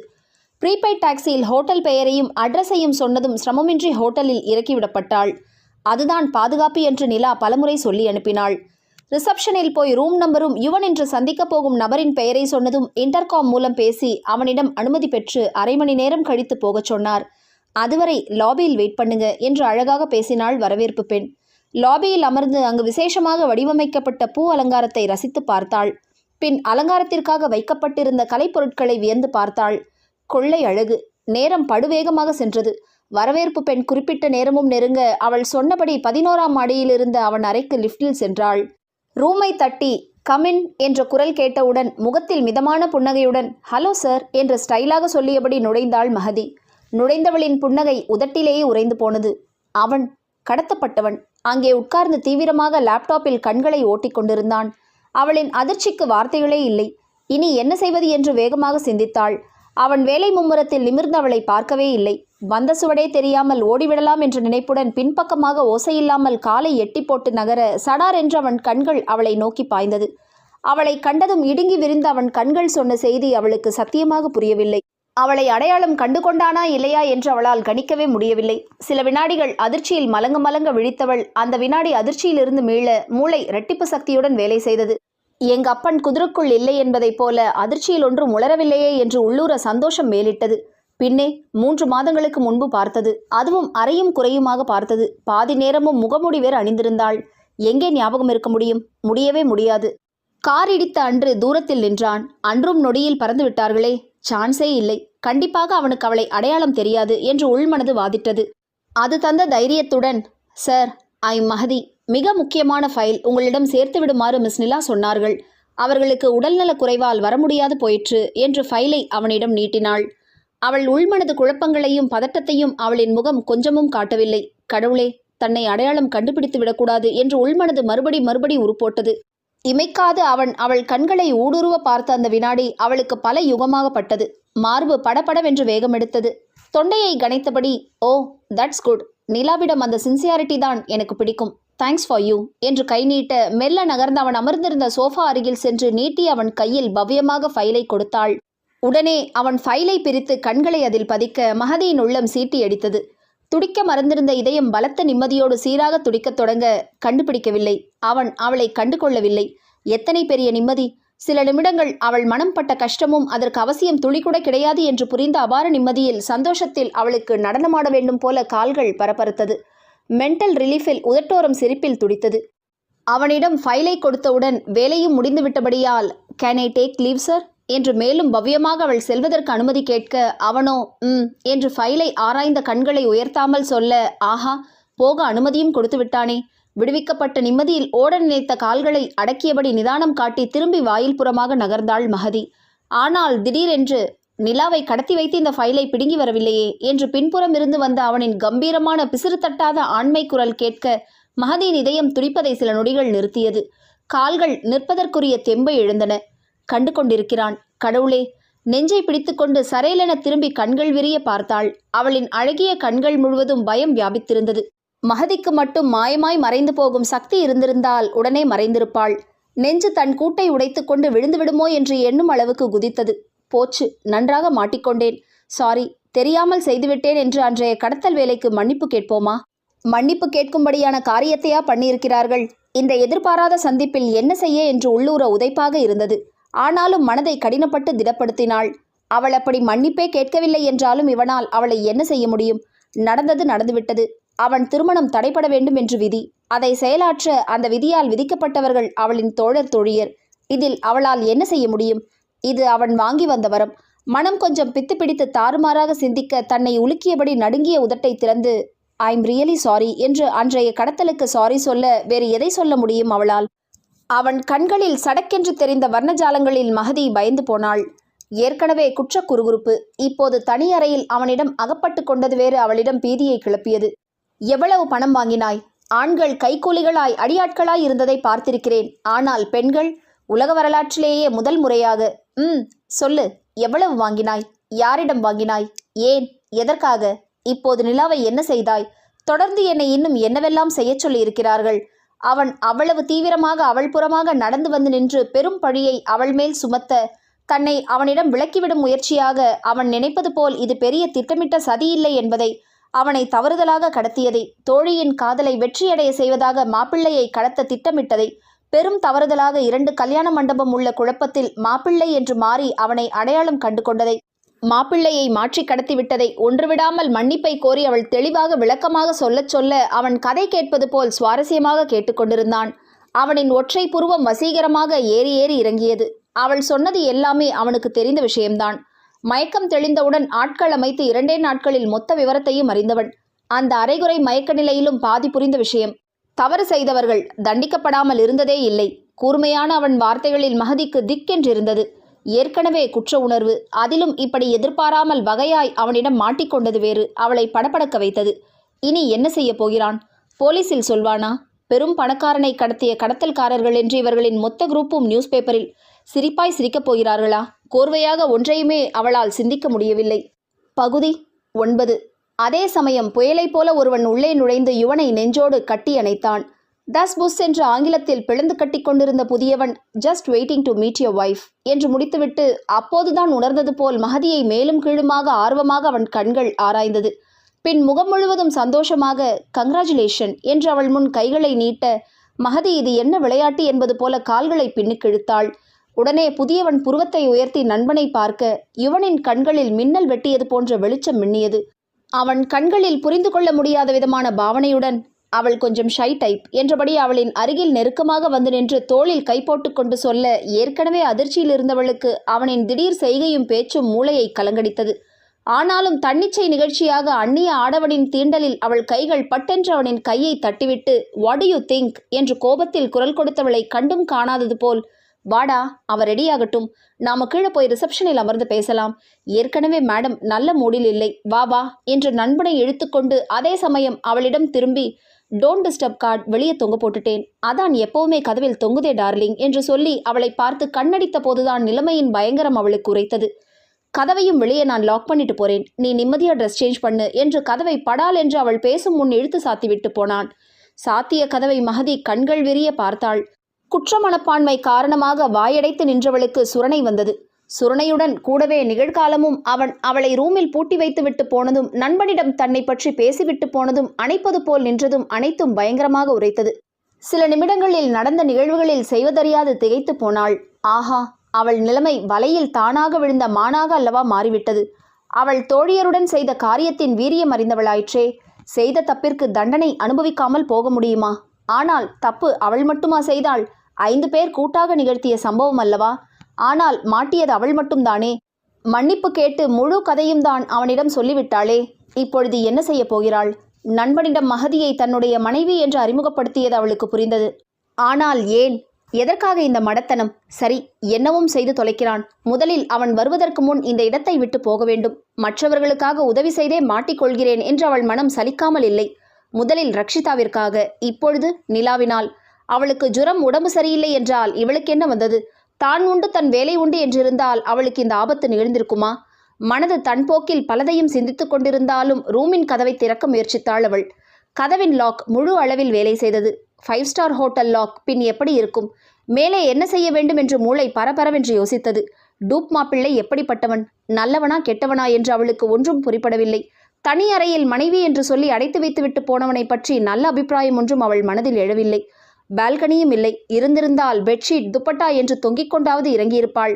கண்கள் வேறு வழிக்காக அறையை சுற்றியது. டெலிஃபோன் இருந்தது. வேகமாக அருகில் சென்று அதிலிருந்த எண்களில் கண்களை ஓடவிட்டாள். ரிசப்ஷன் எண் 8 என்று கண்களில் படவே அந்த நம்பரை அமுக்கினாள். மறுபக்கத்தில் பதிலை உணர்ந்ததும், என்னுடைய ரூம் லாக் ஜாம் ஆகிவிட்டது போல் இருக்கிறது. என்னால் உள்ளிருந்து கதவை திறக்க முடியவில்லை. Could you help? Can you send someone என்று மகதி இனிமையான குரலில் கேட்க, ரூம் நம்பர் எல்லாம் அந்த பெண்ணின் காலர் ஐடி போனில் வந்திருக்க வேண்டும் என்று தொடர்ந்து அவள் கேட்ட கேள்வியில் தெரிந்தது. நீங்கள் மிஸ்ஸஸ் யுவன்? என்ன பதில் சொல்வாள் மகதி? ஆனால் முதலில் இந்த அறையை விட்டு விலகவில்லை என்றால் ஆபத்து என்று மனதில் கொண்டு ஆமாம் என்று சொல்லி வைத்தாள். 5 நிமிடத்தில் கதவு வெளிப்புறமாக திறக்கும் சப்தம் கேட்க மகதிக்கு அளவில்லாத நிம்மதி. ஆனால் அவளின் நிம்மதிக்கு ஆயுள் வெகு சொற்ப வினாடிகள்தான். கதவை திறந்தவள் வெளியே காரிடாரில் மீண்டும் அவனும் நண்பனும் ரூமிற்கு வருவது தெரிந்து பக் என்றிருந்தது. செய்த முயற்சியும் வீண். ஆனால் அந்த முயற்சியும் அவனுக்கு ஆதாயமாக வல்லவா போய்விட்டது. சார், நீங்கள் வெளியே பூட்டி போனது தெரியாமல் உங்கள் வைஃப் கதவு ஜாம் ஆகிவிட்டது என்று ஃபோன் பண்ணினார்கள். ஓ, சாரி ஃபார் த ட்ரபுள் என்றவன் திரும்பி நண்பனிடம், ஓகே ஷியாம், நீ ரெஸ்டாரண்டில் வெயிட் பண்ணு, நான் இவளுடன் 5 மினிட்ஸில் வரேன் என்றான். உள்ளே வந்தவன் அரைக்கதவை சட்டென்று மூடி கதவின் மேல் சாய்ந்தபடி கைகளை கட்டிக்கொண்டு நிதானமாக அவளை ஆராய்ந்தான். அவள் சொல்லிய கடத்தல் கதை உண்மைதான் என்று அவனுக்கு தெரியும். அரைமயக்க நிலையிலேயே அவனுக்கு புரிந்த விஷயம்தான். ஆனால் மீண்டும் மீண்டும் அவளுடைய அரிய முகம் அவனுக்கு கொஞ்சம் திகைப்பாக இருந்தது. இந்த அறிமுகம் எதற்காக நிகழ்கிறது என்று உள்ளுக்குள் சற்று மலைப்பாக இருந்தது. மகதிக்கோ பயம் என்ற உணர்வு கோபத்திற்கு இடம்பெயர்ந்திருந்தது. அவன் கதவு மேல் சாய்ந்து நின்றிருந்த கோலம் கண்டு சினம் மிகுந்தது. இவள் இப்பொழுது கோபப்பட்டு என்ன சாதிக்கப் போகிறாள்? கண்களை மூடி சில நொடிகள் தன்னை நிதானப்படுத்தினாள். இவனிடம் கத்தி ஒரு பிரயோஜனமும் இருக்கப் போவதில்லை.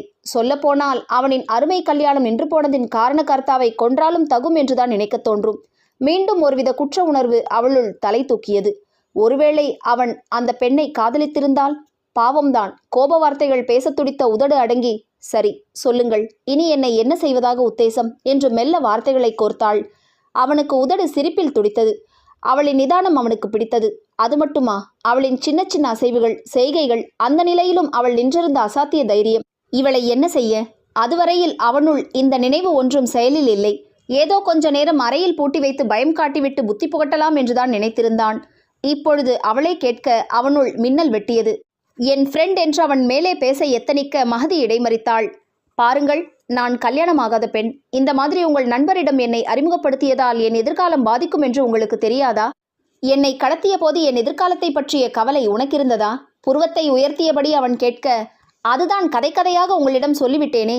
சாரி சாரி சாரி, போதுமா என்று கைகூப்பி நின்றாள் மகதி. முகத்தில் எள்ளும் கொள்ளும் போட்டால் வெடிக்கும் அளவிற்கு சூடாகி போனது. அவனுக்கு எல்லாமே ரசனைக்குரியதாக இருந்தது போலும். சரிவிடு, மன்னித்தேன் என்றான் ஒற்றை வார்த்தையாக. நம்ப முடியாமல் கண்கள் விரிந்தது அவளுக்கு. மன்னித்து விட்டானா? உங்கள் நண்பனிடம் அப்படி பேசிவிட்டு அவரும் அதை உண்மை என்று நம்பி யாரிடமும் சொல்லிவிடப் போகிறார் என்று வேகமான குரலில் அவள் பேச, கவலை வேண்டாம், அவனுக்கு சொல்லியாகிவிட்டது. ஆனால் எனக்கு ஒரு உதவி செய்வாயா என்றான் கண்கள் இடுங்கியபடி. உதவியா? நானா என்று இழுத்தாள் மகதி. மேடம், யாருக்கு உதவி வேண்டுமென்றாலும் ஆபத்பாண்டவன் போல் எழுந்தருளி விடுவீர்களே. இப்போது அடியனுக்கு உதவி தேவைப்படும் போது பின்வாங்கலாமா? வசனம் பேசினான், சின்ன இதழ்வளைவு சிரிப்புடன். பகுதி 10. அவன் சீரியஸாக கேட்கிறானா இல்லை அவளை வம்பில் மாட்டிவிட கேட்கிறானா என்பது அவன் பேச்சின் துணியிலிருந்து அவளால் ஒன்றும் கண்டுபிடிக்க முடியவில்லை. என்ன என்பது போல் அவள் நெற்றியை சுருக்கி கண்களால் பாவனை செய்ய அவன் சொன்னான், அவன் கம்பெனிக்கும் வெளிநாட்டு கம்பெனியினருக்கும் ஒரு வாரம் நடைபெறவிருக்கும் பிசினஸ் சம்பந்தப்பட்ட பேச்சுவார்த்தையில் யாரையும் நம்ப முடியவில்லையாம். அவன் ஆபீஸில் உள்ளுக்குள்ளேயே பலர் தங்களுக்குள்ளே குழி தோண்டிக் கொண்டிருக்கிறார்கள். காசுக்காக காட்டிக் கொடுக்க தயங்க மாட்டார்கள். நேர்மையானவரை காண்பது அரிதாகிவிட்டது. இப்பொழுது உன்னை கொண்டு கொடுக்க செய்ததும் சூழ்ச்சிதான். நிலா இருந்தால் இன்னும் கொஞ்சம் வேகமாக என் வேலைகள் நடக்கும். சென்னை பிரான்ச்சில் இருக்கும் அவள் கொஞ்சம் ரிலேபிள். என் மேன்பவரை குறைக்கும் முயற்சிகள்தான் நடந்து கொண்டிருப்பது எனக்கு தெரியும். இப்போது பேப்பரில் விளம்பரப்படுத்தி இன்டர்வியூ வைத்து ஆள் எடுக்கும் டைம் இல்லை. உன்னோட குவாலிஃபிகேஷன் போதும். செக்யூரிட்டியும் நியமித்து விட்டால் ஒன் மேன் ஷோவாகவே கூட என்னால் வெற்றி பெற முடியும். 100% நம்பிக்கையான, நான் எதை சொன்னாலும் மீறாமல் செய்யக்கூடிய ஆள் என்று சொல்லி அவளை நோட்டம் விட்டுவிட்டு தொடர்ந்தான். ஒரு வாரம் இந்த கான்ஃபரன்ஸில் எனக்கு தலைக்கு மேல் வேலை இருக்கிறது. நம்பிக்கையான காரியதரிசி தேவை. மிகவும் கான்ஃபிடென்ஷியல் மேட்டர்ஸ் எல்லாம் டீல் பண்ண வேண்டும். நீ வருவாயா? நம்பிக்கையான என்கிறீர்கள். என்மேல் என்ன நம்பிக்கை? அழகிய கண்கள் விரிந்தன. மனசு வேகமாக கணக்கிட்டது. எவ்வளவு பெரிய கம்பெனி! இங்கே ஒரு வாரம் வேலை பார்த்தாலும் நல்ல சம்பளம் கிடைக்கும். பணம் பணம், தற்சமயம் அவளுக்கு அவசியமாக தேவைப்படும் பணம். நம்பிக்கை என்று பிரமாதமாக ஒன்றுமில்லை. உன்னை விட்டால் ஆளில்லை என்பதில், ஏற்கனவே அறிமுகமான பெண் என்பதால், தோழிக்கு உதவுவதற்காக ரிஸ்க் என்று தெரிந்த பின்னும் கடத்தலில் இறங்கிய உன் தீவிரத்தால். சப்பென்றிருந்தது அவளுக்கு. ஆனால் வெளிக்காட்டி கொள்ளாமல், வேலைக்கு சம்பளம், எவ்வளவு பணம் கிடைக்கும்? கண்களில் ஆவலே உருவாக அவள் கேட்ட தோரணையில் அவன் கண்கள் இடுங்கின. பணம் பணம் கொடுத்தால் யார் எந்த வேலை செய்ய சொன்னாலும் செய்வாயா? பணம் இருந்தால் கல்யாணம் என்று வேகமாக யோசிக்காமல் பேசியவள் உதட்டை கடித்தாள். இவனிடம் எதற்கு இந்த விஷயமெல்லாம் உளர வேண்டும்? ஓ, உன் கல்யாணத்திற்கு பணம் சேர்க்கிறாயா? அதற்கு அவ்வளவு அவசரமா? அவன் குரலில் கேள்வியும் இருந்தது, கேலியும் இருந்தது. முதலில் எவ்வளவு பணம் கிடைக்கும் சொல்லுங்கள், ஆர்வமாக அவள் கேட்க. பணம் பணம் என்று பேச்சை அதிலேயே நிறுத்திய அவளின் பண ஆசையில் யுவனின் முகம் கருத்து சுண்டிப்போனது. 5 விரல்களை விரித்து காட்டினான்.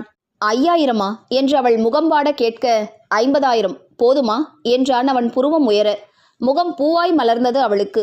யசோதா ஆண்டியின் கல்யாண கவலை பாதி தீர்ந்து விட்டதே. அதற்குள் அறையில் அழைப்பு சப்தம் கேட்க திறந்தவுடன் நுழைந்தவன் அவனின் தோழன் ஷியாம். என்னடா, கலாட்டா முடிந்ததா என்றான். சிறிது நேரம் பேச்சும் சிரிப்புமாக நண்பர்கள் நேரத்தை போக்கினார்கள். பின் மகதியிடம் திரும்பி, சாரி சிஸ்டர், அவனிடம் வேலை செய்தாலும் கொஞ்சம் கேர்ஃபுல்லா இருங்க.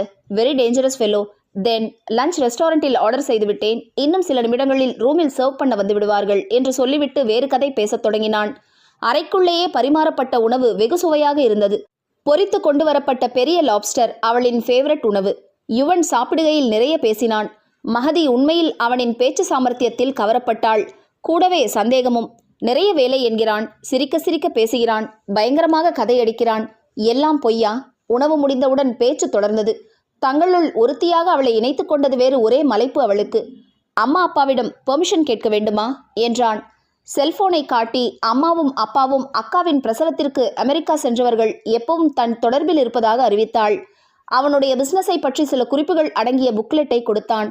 அவளுடைய வேலை விவரங்களையும் விவரித்தான். பெரிய புள்ளிதான். அவனுடைய சிவபார்மா நிறுவனம் மருந்து தயாரிப்பில் முன்னிலை வகித்து வரும் நிறுவனங்களுள் ஒன்றாகும். அதன் விரிவாக்க திட்டத்திற்கும் கையகப்படுத்துதல் நடவடிக்கைகளை மேற்கொள்ளவும் 2 கோடி டாலர்களை, அதாவது 80 கோடி திரட்டியுள்ளது. இவ்வளவு பணத்தை அந்நிய செலவாணியில் பங்குகளாக மாறக்கூடிய கடன் பத்திரங்கள் வெளியீடு மூலமாகவும் வெளிநாட்டு வணிக கடன்களை பெறுவது மூலமாகவும் பல போட்டிகளுடன் திரட்டி முடித்திருந்தான் யுவன். அவனின் சிவபார்மா நிறுவனம் 5 தொழிற்பிரிவுகளை கொண்டுள்ளது. இவற்றுள் 2 தொழிற்பிரிவுகள் ஹைதராபாத்தில் அமைந்துள்ளன. மும்பை மற்றும் புனே ஆகிய நகரங்களில் தலா ஒரு தொழிற்பிரிவினை கொண்டுள்ளது. இப்பொழுது சென்னையில் ஒரு தொழிற்சாலை உருவாகி வருகிறது. இங்கு நரம்பு வழியாக செலுத்தப்படும் திரவ வடிவிலான ஊசி மருந்துகள் தயாரிக்கப்பட உள்ளன. 4-5 தலைமுறைகளாக தொடர்ந்து செய்யப்படும் தொழிலில் ஆதி முதல் அந்தம் வரை யுவனுக்கு அனுபவ அறிவும் பெரியவர்களால் புகட்டப்பட்டிருந்தது. இந்த கடைசி 5 ஆண்டுகளில் தொழிற்போட்டி நினைத்து பார்க்க முடியாதபடி விஸ்வரூபம் எடுத்திருந்தது. தொழிற்போட்டியில் முன்னேற சர்வதேச மருந்து நிறுவனங்களுடன் கூட்டுத் திட்டங்களை செயல்படுத்தவும், அந்த கூட்டுத் திட்டங்களின் வாயிலாக வெளிநாட்டு நிறுவனங்களின் தயாரிப்புகளை இந்தியாவில் சந்தைப்படுத்தவும் ரகசியமாக அவன் ஏற்பாடு செய்திருந்ததுதான் இந்த கான்ஃபரன்ஸ். முற்றிலும் வெளிநாட்டவர்கள் பங்கேற்கும் மாநாடு. பக்கத்து அறையை அவளுக்கென்று புக் செய்து சாவியை கையில் தந்தான். ஒரு செட் துணி கூட இல்லாமல் வந்தவள் 1 வாரம் இருக்க வேண்டுமே என்ற நினைப்புடன் கையில் தாராளமாக பணம் தந்து, இது என் செக்ரட்டரியாக பளிச்சென்று தெரிய நல்லதாக ஷாப்பிங் செய்து கொள். அவளின் ஜீன்ஸ் டாப்ஸை குறிப்பாக நோக்கி, புடவையாக இருந்தால் நல்லது என்று சொல்லி ஹோட்டல் டாக்ஸியை பேசி அவளை பாதுகாப்பாக அனுப்பினான். ரொம்ப மதிப்பாக தெரிய வேண்டுமே என்று silk cotton, tussar, organza, cotton, silk, raw silk என்று அமர்ந்த நிறத்தில் விலை கூடுதல் என்றாலும் அம்சமாக இருக்கிற புடவையாக தேர்ந்தெடுத்து கொண்டாள். உள்மனதின் உந்துதலில் ஒரு பியூர் ஷிஃபான் புடவை, லெமன் பச்சை நிறத்தில் கண்ணை கவரும் விதத்தில் குந்தன் வேலைப்பாடு செய்திருந்ததில் மனம் மயங்கி வாங்கினாள். அட்டாச்டு பிளவுஸ் அதே கடையில் மற்ற பிளவுஸ்களுடன் கொடுத்தாள். இரவு தைத்து ஸ்பெஷல் ஆர்டர் பேரில் காலை ஹோட்டல் ரூமில் தந்து விடுவதாக கூறிவிடவே அடுத்து நைட்டி, சோப், பேஸ்ட் இத்தியாதி என்று வாங்கி கொண்டு அறை வந்து சேர்கையில் மணி 6 விட்டிருந்தது. குளித்துவிட்டு நைட்டியுடன் வந்தவள் செல்போனில் தந்தையுடன் பேசினாள். எடுத்து படிக்கும் மார்க்கெட்டிங் கோர்ஸில் ப்ராஜெக்ட் ஒர்க் வேண்டி ஒரு வாரம் டெல்லியில் இருப்பதாகவும் தங்கியிருக்கும் ஹோட்டல் பெயர், யுவனின் கம்பெனி பெயர் என்று எல்லா விவரங்களையும் தந்தையிடம் கூறினாள். ஏற்கனவே இதுபோல மார்க்கெட்டிங் கோர்ஸுக்காக ப்ராஜெக்ட் ஒர்க் காலேஜில் சப்மிட் செய்ய வேண்டும். நல்ல கம்பெனி, பாப்புலர் கம்பெனி ஏதாவது சொல்லுங்கள், அங்கே ப்ராஜெக்ட் செய்ய அனுமதி வாங்கி தாருங்கள் என்று தந்தையின் உயிரை எடுத்துக்கொண்டிருந்ததால் தந்தை மறுத்து கேள்விகள் கேட்காதது நிம்மதியாக இருந்தது. ஒரு வாரம் இங்கிருந்து வேலை பார்ப்பதும் ஒரு ப்ராஜெக்ட் ஒர்க்குக்கு சமமானதே. தந்தையிடம் ஒன்றும் பொய் சொல்லவில்லை என்று தனக்குத்தானே சொல்லிக்கொண்டாள். ஆனால் என்ன, மார்க்கெட்டிங் பிரிவு கிடையாது. தந்தையிடம் விவரம் கூறி முடித்ததும் ஒர்க்கிங் விமன்ஸ் ஹாஸ்டலுக்கு ஃபோன் செய்து தந்தையிடம் கூறியது போல் ப்ராஜெக்ட் என்று சொல்லி வர ஒரு வாரம் ஆகும் என்று அனுமதி பெற்றாள். இவள் ஷாப்பிங்கில் இருக்கும்போது நிலாவிடம் இருந்து கால் வந்திருந்தது. பாஸிடம் ஃபைல் ஒழுங்காக சேர்ந்து விட்டதா என்று அறிய வேண்டியிருந்தது அவளுக்கு. நடந்ததை நிலாவுக்கு விவரமாக சொல்லி முடிக்க அவளுக்கும் நிம்மதிதான். பிறகு லேகாவிற்கு ஃபோன் செய்தாள். மாலை பொழுது இப்படியாக கழிந்து போனது. பகுதி 11. அந்த ஒரு வாரமும் போன வேகம் அடேங்கப்பா! மஹதி வாழ்க்கையில் மறக்க முடியாதவை. மூச்சு கூட விட முடியாமல் வேலை என்று சொல்வதை கேள்விப்பட்டிருக்கிறாள். நிஜத்தில் அந்த ஒரு வாரமும் அந்த வேகத்தில்தான் சென்றது. வேலையை தவிர வேறு எதையும் சிந்திக்க முடியாத அளவிற்கு வேலையில் பளு இருந்தது. கான்ஃபரன்ஸுக்கு போவதற்கு முன்னால் அவனுக்கு குறிப்புகள் கொடுப்பது, கான்ஃபரன்ஸில் குறிப்புகள் எழுதுவது, பின் அறைக்கு வந்து டைப் அடிப்பது, ஒப்பந்தங்கள் டிராஃப்ட் செய்வது, வேண்டியதை ஹைலைட் செய்வது, கம்ப்யூட்டரில் நெட்டில் போய் அவன் கேட்ட டீடைல்ஸ் ப்ரூஃப் பார்ப்பது, மீட்டிங் ஆர்கனைஸ் செய்வது, அவனுக்கு ஹோஸ்டாக நிற்பது என்று அவனுக்கு வேலை விஷயத்தில் முழுமையாக ஒத்துழைத்தாள். வாரம் நொடியாக பறந்தது. வெளிநாட்டிலிருந்து வந்தவர்கள் திருப்தியுடன் நாடு திரும்பினர். மறுநாள் அவள் சென்னை திரும்ப ஃப்ளைட் டிக்கெட்டும் வந்து சேர்ந்தது. மஹதி, ஈவினிங் ஏதாவது ப்ரோக்ராம் வைத்திருக்கிறாயா என்றான் யுவன். நானா? ஃபுல்லா நான் இங்கே உங்கள் டிபெண்ட். எனக்கு இதில் தனியாக ப்ரோக்ராம் எங்கே? நைட் டின்னர் உனக்கு என் வீட்டில் 4 மணிக்கு ரெடியாயிரு என்றான் யுவன். கான்ஃபரன்ஸ் டைமிங் காலை 8 மணியிலிருந்து இரவு 8 மணி வரை ஓடியதால் இந்த டெல்லி டிராஃபிக்கில் வீடு போய் வர ஒரு 3 மணி நேரம் டிராவலிங்கில் போய்விடும் என்று அவன் ஹோட்டலிலேயே தங்கிய விஷயம் அவளுக்கு தெரியும். வீட்டில் யார் யார் இருக்கிறார்கள் தெரிந்தால் ஏதாவது கிஃப்ட் வாங்கி வர வசதியாக இருக்கும். அவளுக்கு இந்த இடைப்பட்ட காலத்தில் அவனுக்கு திருமணம் ஆகிவிட்டதா என்று அறியும் ஆவல் இருந்தது. அது அறிந்து கொள்ளும் ஆவலை தவிர வேறொன்றும் இல்லை என்று தனக்குள்ளே மாறி மாறி சொல்லிக்கொண்டு அவன் பதிலுக்காக காத்திருந்தாள். என் அம்மா, குட்டி தங்கை ஹீராம்பரி, ஞாயிற்றுக்கிழமை என்பதால் பெரிய தங்கை காதம்பரி தன் குடும்பத்துடன் வருவாள். வேறு முக்கியமாக சொல்வதற்கில்லை என்று முடித்தான். அப்படியென்றால் இன்னும் மனைவி இல்லை. அவள் அனுமதியின்றி மனசு தனனா என்று மெல்லியதாக மெட்டமைத்தது. ஷியாம் வருகிறாரா? அவள் கேட்டதில் அவன் புருவம் ஏறி இறங்கியது. பின் இல்லை, நீ மட்டும்தான் என்றான். ரெடியாயிரு, சரியாக 4 மணி என்றபடி போய்விட்டான். ஹோட்டல் வளாகத்தில் இருந்த கடையில் காஷ்மீர் எம்ப்ராய்டரி போட்ட ஷால் ஒன்று அவனுடைய தாய்க்கென்று வாங்கி கொண்டாள். பிறகு 2 பூங்கொத்து அவன் தங்கைகளுக்கென்று. மாலை டப்பில் வெந்நீர் வெதுவெதுப்பில் நன்கு அமிழ்ந்து குளித்துவிட்டு புத்திசாலித்தனமாக முன்பே வாங்கி வைத்திருந்த லெமன் பச்சை புடவைக்கு மாறினாள். இத்தனை நாள் போனி டெய்லில் ஒளிந்திருந்த அவளுடைய லேயர் கட் கூந்தலை விரித்துவிட்டாள். ஹேர் ட்ரையரின் உதவியால் அது சுருளாக சுருண்டு கண்ணாடியாக பளபளத்த கன்னத்தில் ரகசியம் பேசியது. சிக்கென்ற அளவாக தைக்கப்பட்ட பிளவுஸ், உடம்போடு ஒட்டிய புடவை அவளின் நெளிவு சுழிவுகளையெல்லாம் ஓவியமாக காட்டியது. முகம் மிதமான மேக்கப்பில் ஜொலித்தது. கண்கள் காஜலில் வசீகரித்தது. 4 மணிக்கு அவளை அழைத்துச் செல்ல வந்தவனின் ரசனையான பார்வையில் மஹதியின் வெண்பட்டு கன்னங்கள் லேசாக சிவந்தன. பகுதி 12. அவன் வீடு மிக அழகாக கலைநயத்துடன் அட்டகாசமாக இருந்தது. வரவேற்பறையில் அலங்காரத்திற்கு இருந்த 2 யானைகள் கிட்டத்தட்ட அவள் உயரத்திற்கு இருந்தது. ஒரே மரத்தின் ட்ரங்கினால் இழைக்கப்பட்டு அழகிய வேலைப்பாடுகளுடன் இருந்த யானை ஒன்று மட்டுமே 5 லட்சம் தாராளமாக இருக்கும். ஒவ்வொரு பொருட்களிலும் ஒவ்வொரு இடத்திலும் செல்வத்தின் வளமை தெரிந்தது. சட்டென்று வந்த பணமில்லை, இது பாரம்பரிய வளமை. முன்னமே அவளின் வரவு வீட்டினருக்கு அறிவிக்கப்பட்டிருந்தபடியால் யாவரும் அவளுக்காக எதிர்பார்த்து காத்திருந்தது மஹதிக்கு சிலிர்ப்பாக இருந்தது. மிக பிரியமாக பழகினார்கள். அவள் கொடுத்த பரிசுகளையும் ஆசையாய் வாங்கி கொண்டு மிகவும் போற்றினார்கள். யுவனின் சின்னத்தங்கை ஹீராம்பரி மஹதியை விட 2 வயது சிறியவள். மஹதியிடம் ஒரே அரட்டை. சினிமா, அரசியல், மாடலிங், காலேஜ், பாய் ஃப்ரெண்ட்ஸ் என்று அரை மணி நேரத்தில் எல்லா டாப்பிக்கையும் கலந்தடித்தாள். காதம்பரியும் தாயும் புன்னகைத்த வண்ணம் அவளிடம் சின்னதாய் கேள்விகள், பதில்கள். மஹதிக்கு வந்த இடம் புது இடம் என்ற நினைவே இல்லை. ஏதோ பல காலம் பழக்கப்பட்டவர்கள் போல அவளும் அவர்களிடம் பழகினாள். இரவு விருந்தும் அவ்வளவு ருசி. ஒரு வாரம் கழித்து வீட்டுக்கு வந்திருக்கும் மகனுக்காக இத்தனை மெனக்கெடலா? இல்லை, அவளுக்காகவா? சாப்பிட்டு முடித்து எழுந்திருக்கவும் அறையே பிரகாசமானது போல் புயல் போல ஒரு பேரழகி நுழைந்தாள். அம்மா, எத்தனை அழகு! தந்தத்தால் கடைந்தெடுத்த சிலை போல். பட்டாய் பறந்த கூந்தல், பாவனை பேசிய கண்கள், ரோஜா நிற சருமம், ஆரஞ்சு சுளையாய் உதடு. சத்தியமாய் இவ்வளவு அழகிய பெண்ணை மகதி பார்த்ததே இல்லை. அவளையே அழகு அழகு என்று காலேஜ் படிக்கும்போது ஒரு கூட்டமே சுற்றி கொண்டிருக்கும். இந்த புதுப்பெண்ணின் அழகுக்கு முன்னால் அவளெல்லாம் தூசி. ஹாய் ஆண்டி என்றபடி நெஞ்சோடு யுவனின் தாயை அணைத்து கொண்டாள். அங்கிருந்த காதம்பரிக்கும் ஹீராம்பரிக்கும் அதே தோளுற்றுதல் நடந்தது. அவள் ஒருத்தி நிற்பது கூட அவள் கண்களை எட்டவில்லை. யுவன் எங்கே ஆண்டி? என்னை வீட்டுக்கு வா, உன்னை பார்க்கணும் என்று கெஞ்சி கெஞ்சி கூப்பிட்டான். சரிதான், பாவமே என்று வந்தால் எங்கே காணும் என்றபடி சோஃபாவில் பஞ்சு குவியலாய் அமர்ந்தாள். நான் இங்கு அவனுக்கு வெயிட் பண்ணிட்டு இருக்கேன்னு சீக்கிரமா வரச்சொல் ஹீராம்பரி என்று கட்டளை பறந்தது. அதே சமயம் அங்கு வந்து நின்ற யுவனுக்கு அவளை கண்டதும் முகம் விகசித்தது.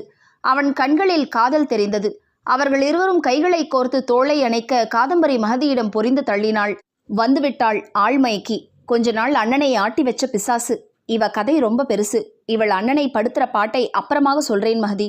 இவளுக்கு பயந்துதான் அண்ணன் இவளை கல்யாணம் செய்து விடுவானோ என்று பயந்துதான் வேக வேகமாக அவனுக்கு கல்யாணம் பேசினோம். இங்கேயே கல்யாணம் நடத்தினால் பத்திரிகை அது இது என்று பிரபலமாகிவிடும் என்பதால் ஒதுங்கி இங்கே யாருக்கும் சொல்லாமல் எங்க ஊர் மதுரையில் வைத்தோம். கல்யாணம் முடிந்துவிட்டால் இவளை ஓட ஓட விரட்டிவிடலாம் என்று நினைத்தால் எப்படியோ அண்ணன் கல்யாணத்தை மோப்பம் பிடித்து வந்து அண்ணனை கடத்தி வச்சு அதையும் கலைச்சிட்டா. காதம்பரி மெல்ல முணுமுணுப்பாக மகதியின் காதில் விஷயத்தை சொன்னாள்.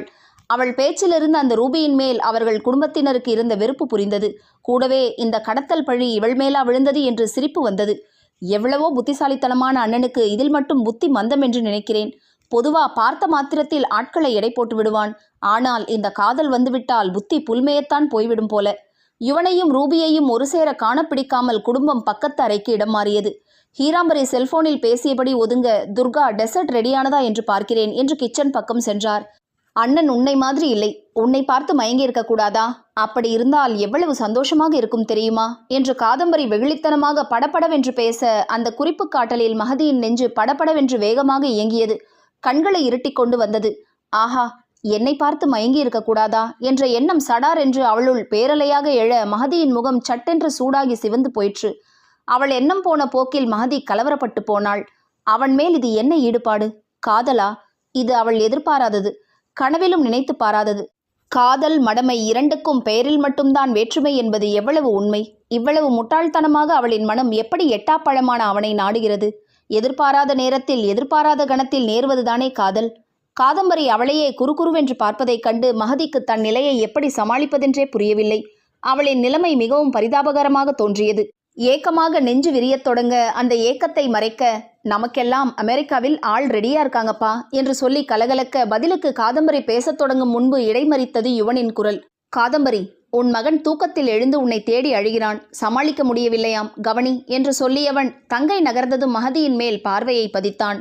முதல் முறையாக நெஞ்சம் சலனப்பட அதன் காரணத்தை சரிவரை ஏற்கவும் ஒத்துக்கொள்ளவும் நிதானமாக ஆராய்வதற்கும் முன்னால் அவனே காரணகர்த்தாவே வந்து நிற்க மகதிக்கு அவனை நிமிர்ந்து கூட பார்க்க முடியாமல் கன்னங்கள் செம்மையாயின. அவளின் மாற்றங்கள் கூர்மையான யுவனின் கண்களிலிருந்து தப்பவில்லை. கண்ட மாற்றங்கள் மனதுக்கு இதமாகவும் இல்லை. கங்க்ராட்ஸ் மகதி. இந்த 7 நாட்களில் ஒரு முறை கூட என்னிடம் உன் வருங்கால கணவனை பற்றி சொல்லியதே கிடையாதே. யார் அந்த அமெரிக்க மாப்பிள்ளை? அவன் கேள்வியில் விஷயம் அறிந்து கொள்ளும் வேகம் இருந்தது. மகதிக்கோ ஐயோ என்றிருந்தது. தன்னை சமாளிக்க ஏதோ சொல்ல இவன் உண்மை என்று நினைத்து விட்டானே. ஓ, அடிக்கடி ஒதுங்கி ஃபோன் பேசுவாயே, இவனிடமிருந்துதானா வரும்? அது தாயிடமிருந்து வந்த ஃபோன் கால்கள் அல்லவா? உடனே தலையசைத்து மறுக்க நினைக்க அதற்குள் அவன், அடேங்கப்பா, அந்த அமெரிக்க மாப்பிள்ளை பெரிய அதிர்ஷ்டசாலியேதான். அவனை பற்றிய பேச்செடுத்தவுடன் உன் முகம் எப்படி சிவந்து போய்விட்டது என்று சொன்னவன் கை நீட்டி அவளின் சிவந்த கன்னங்களை தன்னையும் மீறி தீண்ட, எதிர்பாராத அவனின் தீண்டலில் ஷாக்கடித்தது போல் தன்னிச்சையாக கால்கள் நொடியில் ஒரு எட்டு பின்னால் நகர, அலங்காரத்திற்காக ஓரடி கீழே தாழ்ந்து செய்யப்பட்டிருந்த பாதையில் கால்கள் தாழ்ந்து மடங்க கொஞ்சமும் பேலன்ஸ் இல்லாமல் அவள் விழப்போக, நொடிப்பொழுதுக்கும் வேகமாக அவனின் நீண்ட கைகளிரண்டும் அவளை தாங்கி பிடிக்க, அடுத்த கணம் அவள் நெற்றி அவன் நெஞ்சில் மோதியது. தாங்கி பிடித்த அவன் கைகளிரண்டும் அவளை வளைத்து பிடித்தன. நொடிகளோ நிமிடங்களோ இருவரும் விலகத் தோன்றாமல் நிற்க, அண்ணா, அம்மா உன்னிடம் என்றபடி கையில் குழந்தையோடு வந்த காதம்பரி அவசர அவசரமாக அணைப்பிலிருந்து விலகிய மகதியையும் யுவனையும் கண்டு அதிர்ந்து, அண்ணா என்று கண்களை கேள்வியாக்க, நீ டிசைன் பண்ண படியில் விழப்போனாள். தாங்கி பிடித்தேன், அவ்வளவுதான். நீ என்னவோ ஏதோ என்று கற்பனை கோட்டை கட்டிவிடாதே என்று தங்கையின் கண்களில் தோன்றிய அதிர்ச்சியிலும் அதன் தொடர்ச்சியாக தெரிந்த ஆவலிலும் மறுப்பாக தலையசைத்து அவளின் தலையை தட்டிவிட்டு அவன் அகன்றான். மகதிக்கும் தன் தலையில் ஓங்கி ஒரு குட்டு வைத்துக் கொள்ள வேண்டும் போல் இருந்தது. ஏனெனில் சில நொடிகளில் அவனின் அந்த கணநேர அணைப்பில் அவளுமே பெரிய கற்பனை கோட்டையை கட்டிவிட்டாள்தான். நிலை பிழன்று விழ இருந்தவளை தாங்கி பிடித்தான். அவ்வளவுதான். அவன் சொன்னது சரி. நோ, கற்பனை என்று தன் மனதை கடிவாளமிட்டு அடக்க அது திமிரிக்கொண்டு நிமிர்ந்தது. இல்லையே, தாங்கி மட்டும் பிடிக்கவில்லையே, அணைத்தானே கூட அவளும். நினையாதே மனமே நினையாதே என்று உள்ளுக்குள் அவள் போராட குழம்பித் தவித்த அவளுக்கு காதம்பரி உதவினாள்.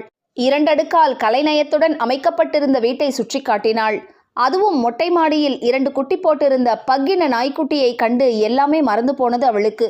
இவள் பெயர் குயின். போன வருஷம் அண்ணன் ஜெர்மனி போயிருந்த போது அங்கிருந்து வாங்கி வந்தான். இவள் குட்டி போட்டு இப்பதான் 10 நாட்கள் ஆகிறது என்று சொல்ல, பிரவுன் நிறத்தில் முகத்தில் அழகிய சுருக்கங்கள் சதைமடிப்பாக தொங்க சப்பை மூக்குடன் கண்களை விரித்து பார்த்த நாய்க்குட்டிகள் மகதியின் உள்ளத்தை கொள்ளை கொண்டது. சுறுசுறுப்பாய் குதித்தபடி காது விரிய நாய்க்குட்டி ஓடிய அழகும், சத்தமே கேட்காமல் குலைத்த அழகும். ரூபிக்கு ஒரு குட்டி வேண்டுமாம். 30 நாட்கள் கழித்து எடுத்துக்கொண்டு போவாள். உனக்கும் வேண்டுமானால் நீயும் ஒன்று எடுத்துக்கொள் என்று மகதியின் கண்களில் மின்னிய ஆர்வத்தில் காதம்பரி சொல்ல, இல்லை, அம்மாவுக்கு நாய்க்குட்டினா அலர்ஜி, அதனால் வேண்டாம். எவ்வளவு அழகு இந்த குட்டி என்று ஒன்றை எடுத்து மடியில் வைத்து கொண்டாள் மகதி. இந்த ரூபி வந்துவிட்டால் அண்ணனுக்கு உலகமே மறந்து போகும் என்று பேசத் தொடங்கிய காதம்பரி மீண்டும் ரூபியை கரித்து கொட்டியபடி அவளை பற்றி பேச, கடைசியில் அண்ணனை கடத்திவிட்டாள் தெரியுமா என்று முடித்தாள். அண்ணன் ஏற்கனவே கல்யாணத்தில் இன்ட்ரெஸ்டே காட்டவில்லை. அவனுக்கே கல்யாணத்தில் ஏகப்பட்ட குழப்பங்கள். அதுவும் நாங்கள் பார்த்து வைத்த பெண். அவனுக்கு முழு மனதோடு பிடித்த மாதிரியும் இல்லை. கல்யாணமானால் சரியாகி போகும் என்று நாங்கள்தான் கட்டாயப்படுத்தினோம். எல்லாம் இந்த ரூபியிடமிருந்து தப்பிக்கத்தான். இவள் அழகும் அலட்டலும் எங்கள் குடும்பத்திற்கு சரிவரும் என்று தோன்றவில்லை மகதி. அண்ணன் அவளிடம் மயங்கி கிடப்பது போல எனக்கும் அம்மாவிற்கும் சந்தேகம். எப்ப பார்த்தாலும் அண்ணனிடம் ரகசியமாக கொஞ்சிக் கொண்டிருப்பாள். அண்ணனும் அதை அனுமதிக்கிறானே என்று எங்களுக்கும் கவலை. காதம்பரி பேசிக்கொண்டிருக்க மகதிக்கு உள்ளூர பெரும் நிம்மதி வியாபித்தது. அப்படியென்றால் அன்று அந்த கல்யாண பெண்ணை யுவன் ஆசைப்பட்டு மணக்க நினைக்கவில்லை. அவள் மனதில் குற்ற உணர்வு இருந்து கொண்டேதான் இருந்தது. ஒருவேளை 100 பங்காக யுவன் அந்த கல்யாண பெண்ணின் மேல் ஆசை வைத்திருந்தால் அவர்கள் கடத்தியதற்கும் திருமணம் நின்று போனதற்கும் எவ்வளவு கவலைப்பட்டிருப்பான் என்று நினைத்து அவள் எத்தனை நாட்கள் மனதில் பலதை நினைத்து நிம்மதியில்லாமல் இருந்திருக்கிறாள். இப்போதே பெரிய குற்ற உணர்விலிருந்து விடுதலை கிடைத்தது போல இருந்தது. அவளின் நிம்மதியை குலைப்பதற்கு குற்ற உணர்வுக்கு பதிலாக வேறொரு உணர்வு மெல்ல அவளை முற்றுகையிடுவதை அவள் உணராமல் இல்லை. ஆனால் அவளால் அதை தடுக்க முடியவில்லை. பகுதி 13. காதம்பரியும் ஹீராம்பரியும் மகதியை விடவே இல்லை. நாளை காலை 10 மணிக்குத்தானே ஃப்ளைட். இப்போவே ஹோட்டல் ரூமில் போய் என்ன செய்ய போற? எங்களுடனே இன்று தங்கிவிட்டு காலையில் ஏர்போர்ட் போகும்போது ஹோட்டல் ரூமை வெக்கேட் பண்ணிட்டு பெட்டியை எடுத்துவிட்டு போகலாம் என்று அன்பு தொல்லை செய்தார்கள். பொதுவாக அண்ணன் யாரையும் சுலபமாக இப்படி குடும்பத்திற்கு அறிமுகப்படுத்தியதில்லை என்பதுதான் முக்கியமான காரணம். அப்படி அறிமுகப்படுத்தப்பட்டவர்கள் அண்ணனுக்கு விருப்பமானவர்கள் என்பது அவர்களுக்கு தெரியும். கூடுதலாக மகதியின் இனிமையான சுபாவம் வேறு பிடித்து போனது. யுவனின் தாயாரும் நாளைக்கு போகலாம் மகதி என்று முடிவாக சொல்லிவிட, ஹீராம்பரி மகதியை என் ரூமில் என்னோட கூட்டி போகிறேன் என்று அவளை கைப்பிடித்து இழுத்து கொண்டு ஓடினாள். காதம்பரி, இன்னுமா ரூபி கிளம்பவில்லை? அண்ணன் டயர்டா வேறு இருப்பான். அவளுக்கு வேறு வேலை கிடையாது. அவளிடமிருந்து சீக்கிரம் பிரித்து விடு அவனை என்றபடி துர்காவும் தன் அறைக்கு சென்றுவிட, போய் நந்தி மாதிரி அவள் போகுமிடமெல்லாம் பின்னாலேயே நின்றால் போய்விடப் போகிறாள் அம்மா. நான் இருந்தால் அண்ணனிடம் வாயே திறக்க மாட்டாள் என்று முணுமுணுத்தபடி காதம்பரியும் ஹாலில் நுழைந்தாள். ஏதோ தீவிரமாக யுவனிடம் வாதித்து கொண்டிருந்த ரூபி காதம்பரியை கண்டதும் டப்பென்று பேச்சை நிறுத்தி, அப்போ நான் கிளம்புறேன் யுவன், நாளைக்கு பார்ப்போம் என்று எக்கி அவன் கன்னத்தில் முத்தமிட்டு, வரட்டுமா காதி என்று அவளையும் அணைத்துவிட்டு கிளம்பினாள். அண்ணா, மகதியை அம்மா காலையில தான் அனுப்ப போகிறேன்னு சொல்லிட்டாங்க. அவ ஹீரா கூட படுக்க போய்விட்டாள்.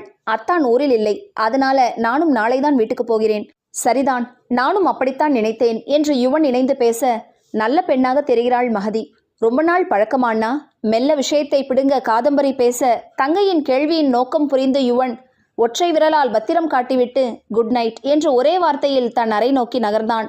காதம்பரிக்கு மூக்கில் வியர்த்தது. மறுத்து ஒன்றும் பேசவில்லையே. விஷயம் ஏதேனும் இருக்குமா? பகுதி 14. யுவனின் குடும்பத்தினருடன் பிரியாவிடை பெற்றுத்தான் சென்னை திரும்பினாள் மகதி. எத்தனை பிரியமான குடும்பம்! அவளை தங்கத்தட்டில் ஏந்தவில்லை, அவ்வளவுதான். ஆனால் அந்த உணர்வை தந்துவிட்டார்கள். யுவன் ஏர்போர்ட்டில் கொண்டு விடுகையில் பேசியபடி பணத்தை அவள் பெயரில் செக் எழுதி கொடுத்தான். அவனின் விசிட்டிங் கார்டையும் சேர்த்து கொடுத்தான். என்ன ஹெல்ப் வேண்டுமானாலும் கேள் மகதி. It was nice having you here என்று சம்பிரதாய வார்த்தைகளை பேச மகதிக்குத்தான் அழுகை வரும் போல இருந்தது. இனி இவனை பார்க்க முடியாதா? தன்னை அடக்கியபடி கைக்குலுக்க நீட்டிய அவன் கைகளில் அவள் கையை வைக்க, அவன் அவளின் கைகளை பட்டும் படாமலுமாக ஏந்தி குலுக்கியதாக பேர் பண்ணி கொண்டு விடுவித்து விடைபெற்று சென்று விட்டான். கண்ணோரம் கரித்த கண்ணீரை யாரும் பார்க்காத வண்ணம் சுண்டிவிட்டாள். யுவன் செல்கையில் அவள் உயிரும் அவன் கூடவே செல்வது போன்ற உணர்வில் தவித்து போனாள். ஒரு வார பழக்கத்தில் காதல் வருமா? கனநேர பார்வை பரிமாற்றத்திலேயே காதல் உயிர் பெறுவதுண்டே. இல்லை, அவளது வெறும் இனக்கவர்ச்சியா? அவனின் உயர்வோடு எல்லா பெண்களும் அவனை அடைய ஆசைப்படுவார்கள். அவளும் 100ல் ஒருத்தியோடு சேர்த்தியா? அவளுக்கும் அவனுக்கும் எந்த விதத்தில் பொருத்தம்? காதல் என்பது பொருத்தம் பார்த்தா உண்டாகிறது. அது ஒரு புரட்சிவாதி. திடீரென்று எதிர்பாராத நேரத்தில் எதிர்பாராதவர்களிடையே ஏற்படும் கனநேர பார்வை தீண்டல்களில் நிகழ்வதல்லவா? ஏதோ பித்து பிடித்தவளைப் போல பலதையும் நினைத்து கண்கள் ஆறாக பெருக பிரயாணத்தை கழித்தாள் மஹதி. பகுதி 15. லேகாவிற்கு ஒரே சந்தோஷம். எப்படி மஹி 50,000 ஒரே வாரத்தில் சம்பாதிச்ச? நம்ம ப்ராப்ளம் சால்வ்டு தெரியுமா என்று கைகொட்டி சிரித்தாள். அன்று மாலையே யசோதாவை சந்தித்து சேர்த்து வைத்திருந்த பணத்தை கொடுத்தார்கள். யசோதாவும் கண்களில் நீர் பெருக பணத்தை வாங்கி கொண்டு கைகளை தூக்கி அவர்களை கும்பிட்டாள். எல்லாம் நல்ல விதமா போயிட்டு இருக்குமா? என்னோட தோழியும் அவசரத்திற்கு கைமாத்தா 50,000 தருவதா சொல்லியிருக்கா. மண்டபம் அட்வான்ஸ், சாப்பாடு செலவு 2யும் அவளே ஏத்துக்கிட்டா. இனி ரதிக்கு நகை எடுக்கணும், மாப்பிள்ளைக்கு 2 வீலர் வண்டி வாங்கணும். பணம் ரெடியாகிடுச்சு. ஆஃபீஸில் என்னோட வேலை பார்க்கும் ஒருவர் என் நிலைமையை பார்த்து பரிதாபப்பட்டு கல்யாண வேலையை தன் வீட்டு வேலையாக எடுத்து செய்கிறாருமா. நாட்டில் எவ்வளவு நல்லவங்க இருக்காங்க என்று சொல்கையில் அவர் அழுதுவிட்டார். கவலைப்படாதீங்க, உங்க பொண்ணு கல்யாணத்தை எங்க வீட்டு கல்யாணமா ஜமாய்ச்சிடுவோம். என்னவெல்லாம் வாங்கணும் செய்யணும்னு லிஸ்ட் போடுங்க, நாங்கள் அதை ஃபாலோ பண்ணிடுறோம். Be happy aunty. 20 நாட்களில் கல்யாணம் என்று மஹதியும் லேகாவும் ஓடி ஓடி வேலை செய்தார்கள். பத்திரிகை கொடுப்பதிலிருந்து மண்டப அலங்காரம், ஐயர் அரேஞ்ச் பண்ணுவது, கல்யாண பை போடுவது, பாத்திரங்கள் வாங்குவது, பூமாலை ஆர்டர் செய்வது, ஃபோட்டோகிராஃபர் அரேஞ்ச் பண்ணுவது, மாப்பிள்ளை வீட்டுக்காரர்களை கவனிப்பது. ஆனால் எல்லா சந்தோஷமும் கல்யாணத்திற்கு 4 நாட்கள் முன்பு பொட்டென்று உடைந்து போயிற்று. மாப்பிள்ளைக்கு ஊனமுள்ள பெண்ணை திருமணம் செய்ய விருப்பமில்லையாம். பெற்றோர் வற்புறுத்தலில் சரி என்று சொன்னானாம். இப்பொழுது லெட்டர் எழுதி வைத்துவிட்டு ஊரை விட்டே ஓடிவிட்டான். இந்த கல்யாணத்திற்கென்று ஓடி ஓடி உழைத்த மஹதியும் லேகாவும் ஷாக்கடித்தது போல் அதிர்ந்து போனார்கள். மணப்பெண் ரதி கிட்டத்தட்ட அவர்களின் தோழியாகவே ஆகிவிட்டாள். வாழ்க்கையில் நிறைய சந்தோஷத்தை தொலைத்த அந்த ஊனமுள்ள பெண் மிகுந்த பரிதாபத்துக்குரியவளானாள். முதலில் விஷயம் அறிந்தது மஹதியும் லேகாவும். யாரிடம் எப்படி சொல்வதென்று புரியாமல் மலங்க மலங்க விழித்தனர். ஏதாவது செய்ய வேண்டும், இவர்களுக்கு ஏதாவது செய்ய வேண்டுமே என்று மஹதிக்கு தலை சுற்றியது. எப்படியாவது மாப்பிள்ளையை கண்டுபிடித்து 2 நாட்களில் கன்வின்ஸ் பண்ணி விடுவோமா? இருவரும் பேசி பேசி ஒரு முடிவுக்கு வர முடியாமல் அவரவர் இருப்பிடம் சென்றார்கள். தன் அறைக்குள் வந்த மஹதிக்கு இதே சிந்தனைதான். அதே சமயம் செல்போன் மணி அடிக்க ஹலோ சொன்னாள் மஹதி. மறுபக்கம் ஒலித்த குரலில் அவளின் நெஞ்சு படபடத்தது. யுவன்.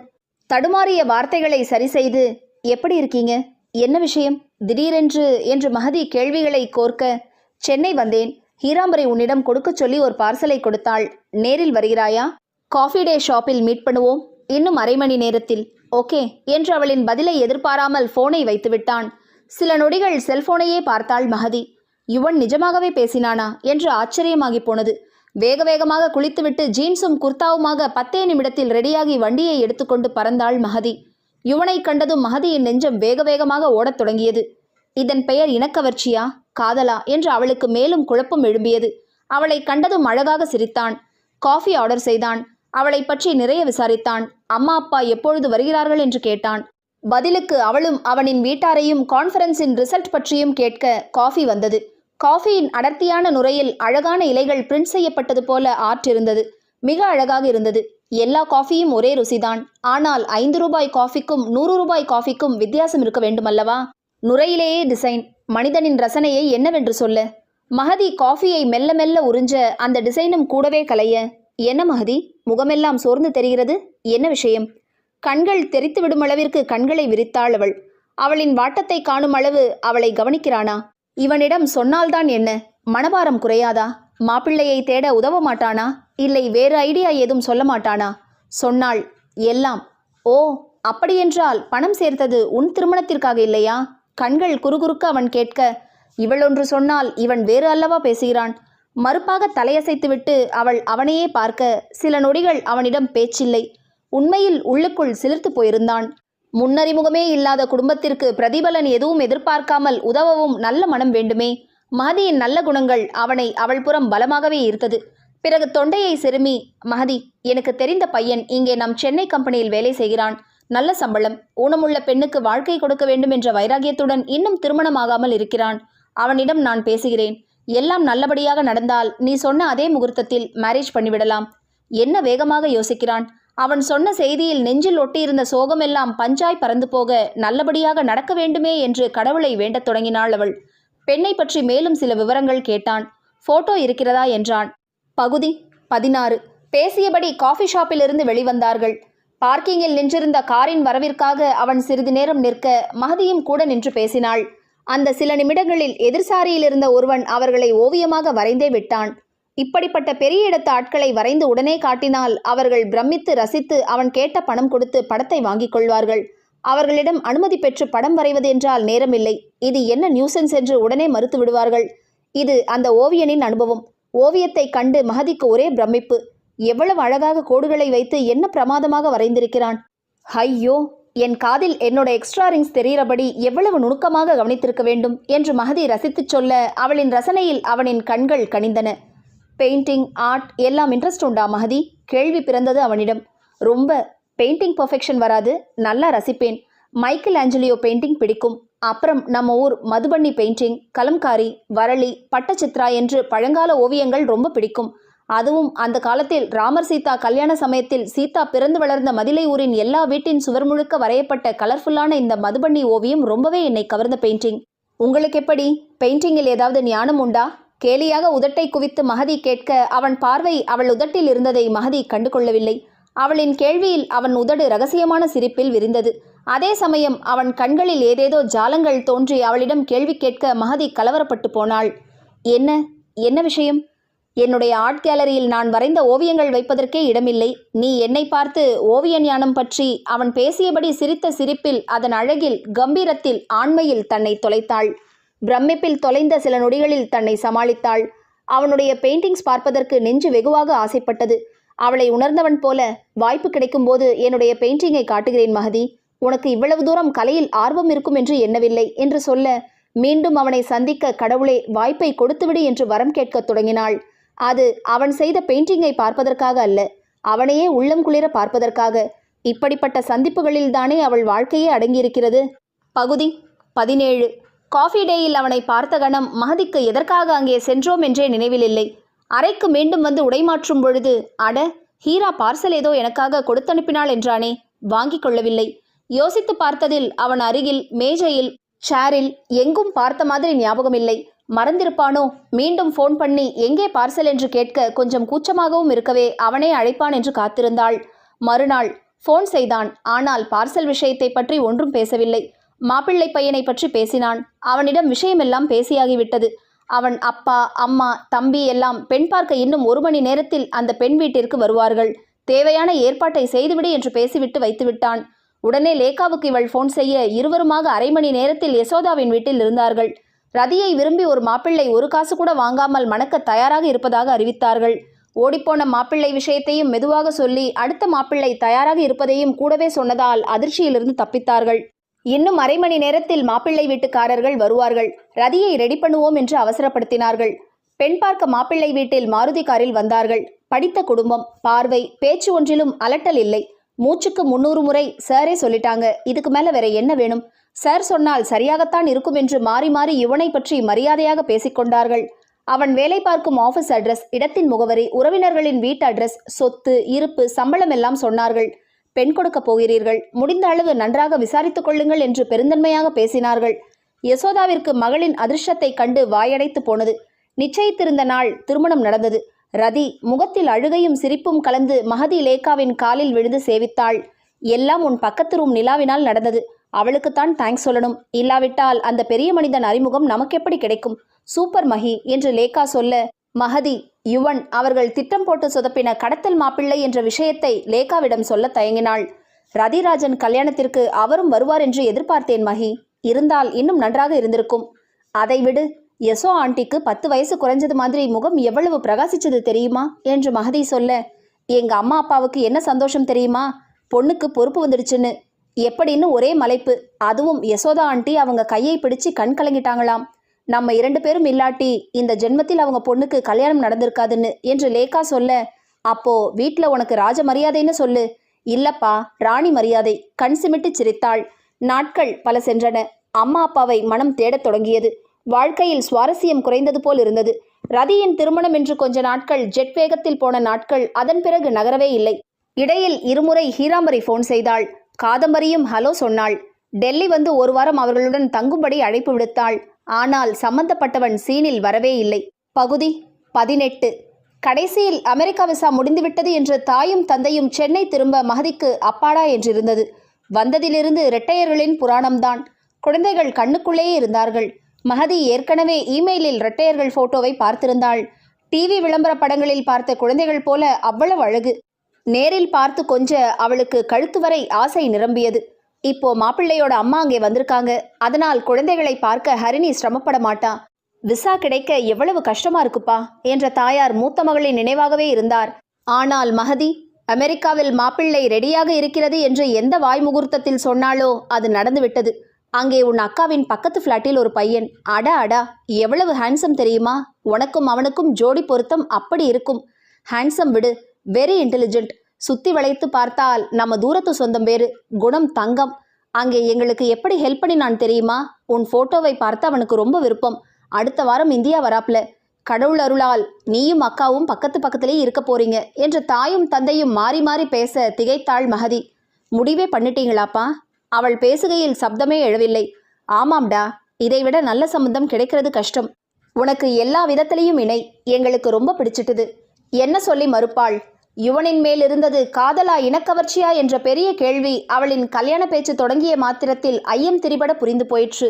யுவன் அவள் இதயத்தில் சின்ன குண்டூசி கூட நுழைய முடியாத அளவிற்கு நிரம்பி இருந்தான். அவனைத் தவிர யாரையும் அவளால் கணவனாக வரிக்க முடியாது என்பது புரிந்தபோது திகைத்து போனாள். அழகிலும் செல்வத்திலும் கண்ணியத்திலும் அடக்கத்திலும் எத்தனை உயர்ந்தவன்! அவனின் உயர்வோடு அவனை அடைய எல்லா பெண்களும் தான் ஆசைப்படுவார்கள்.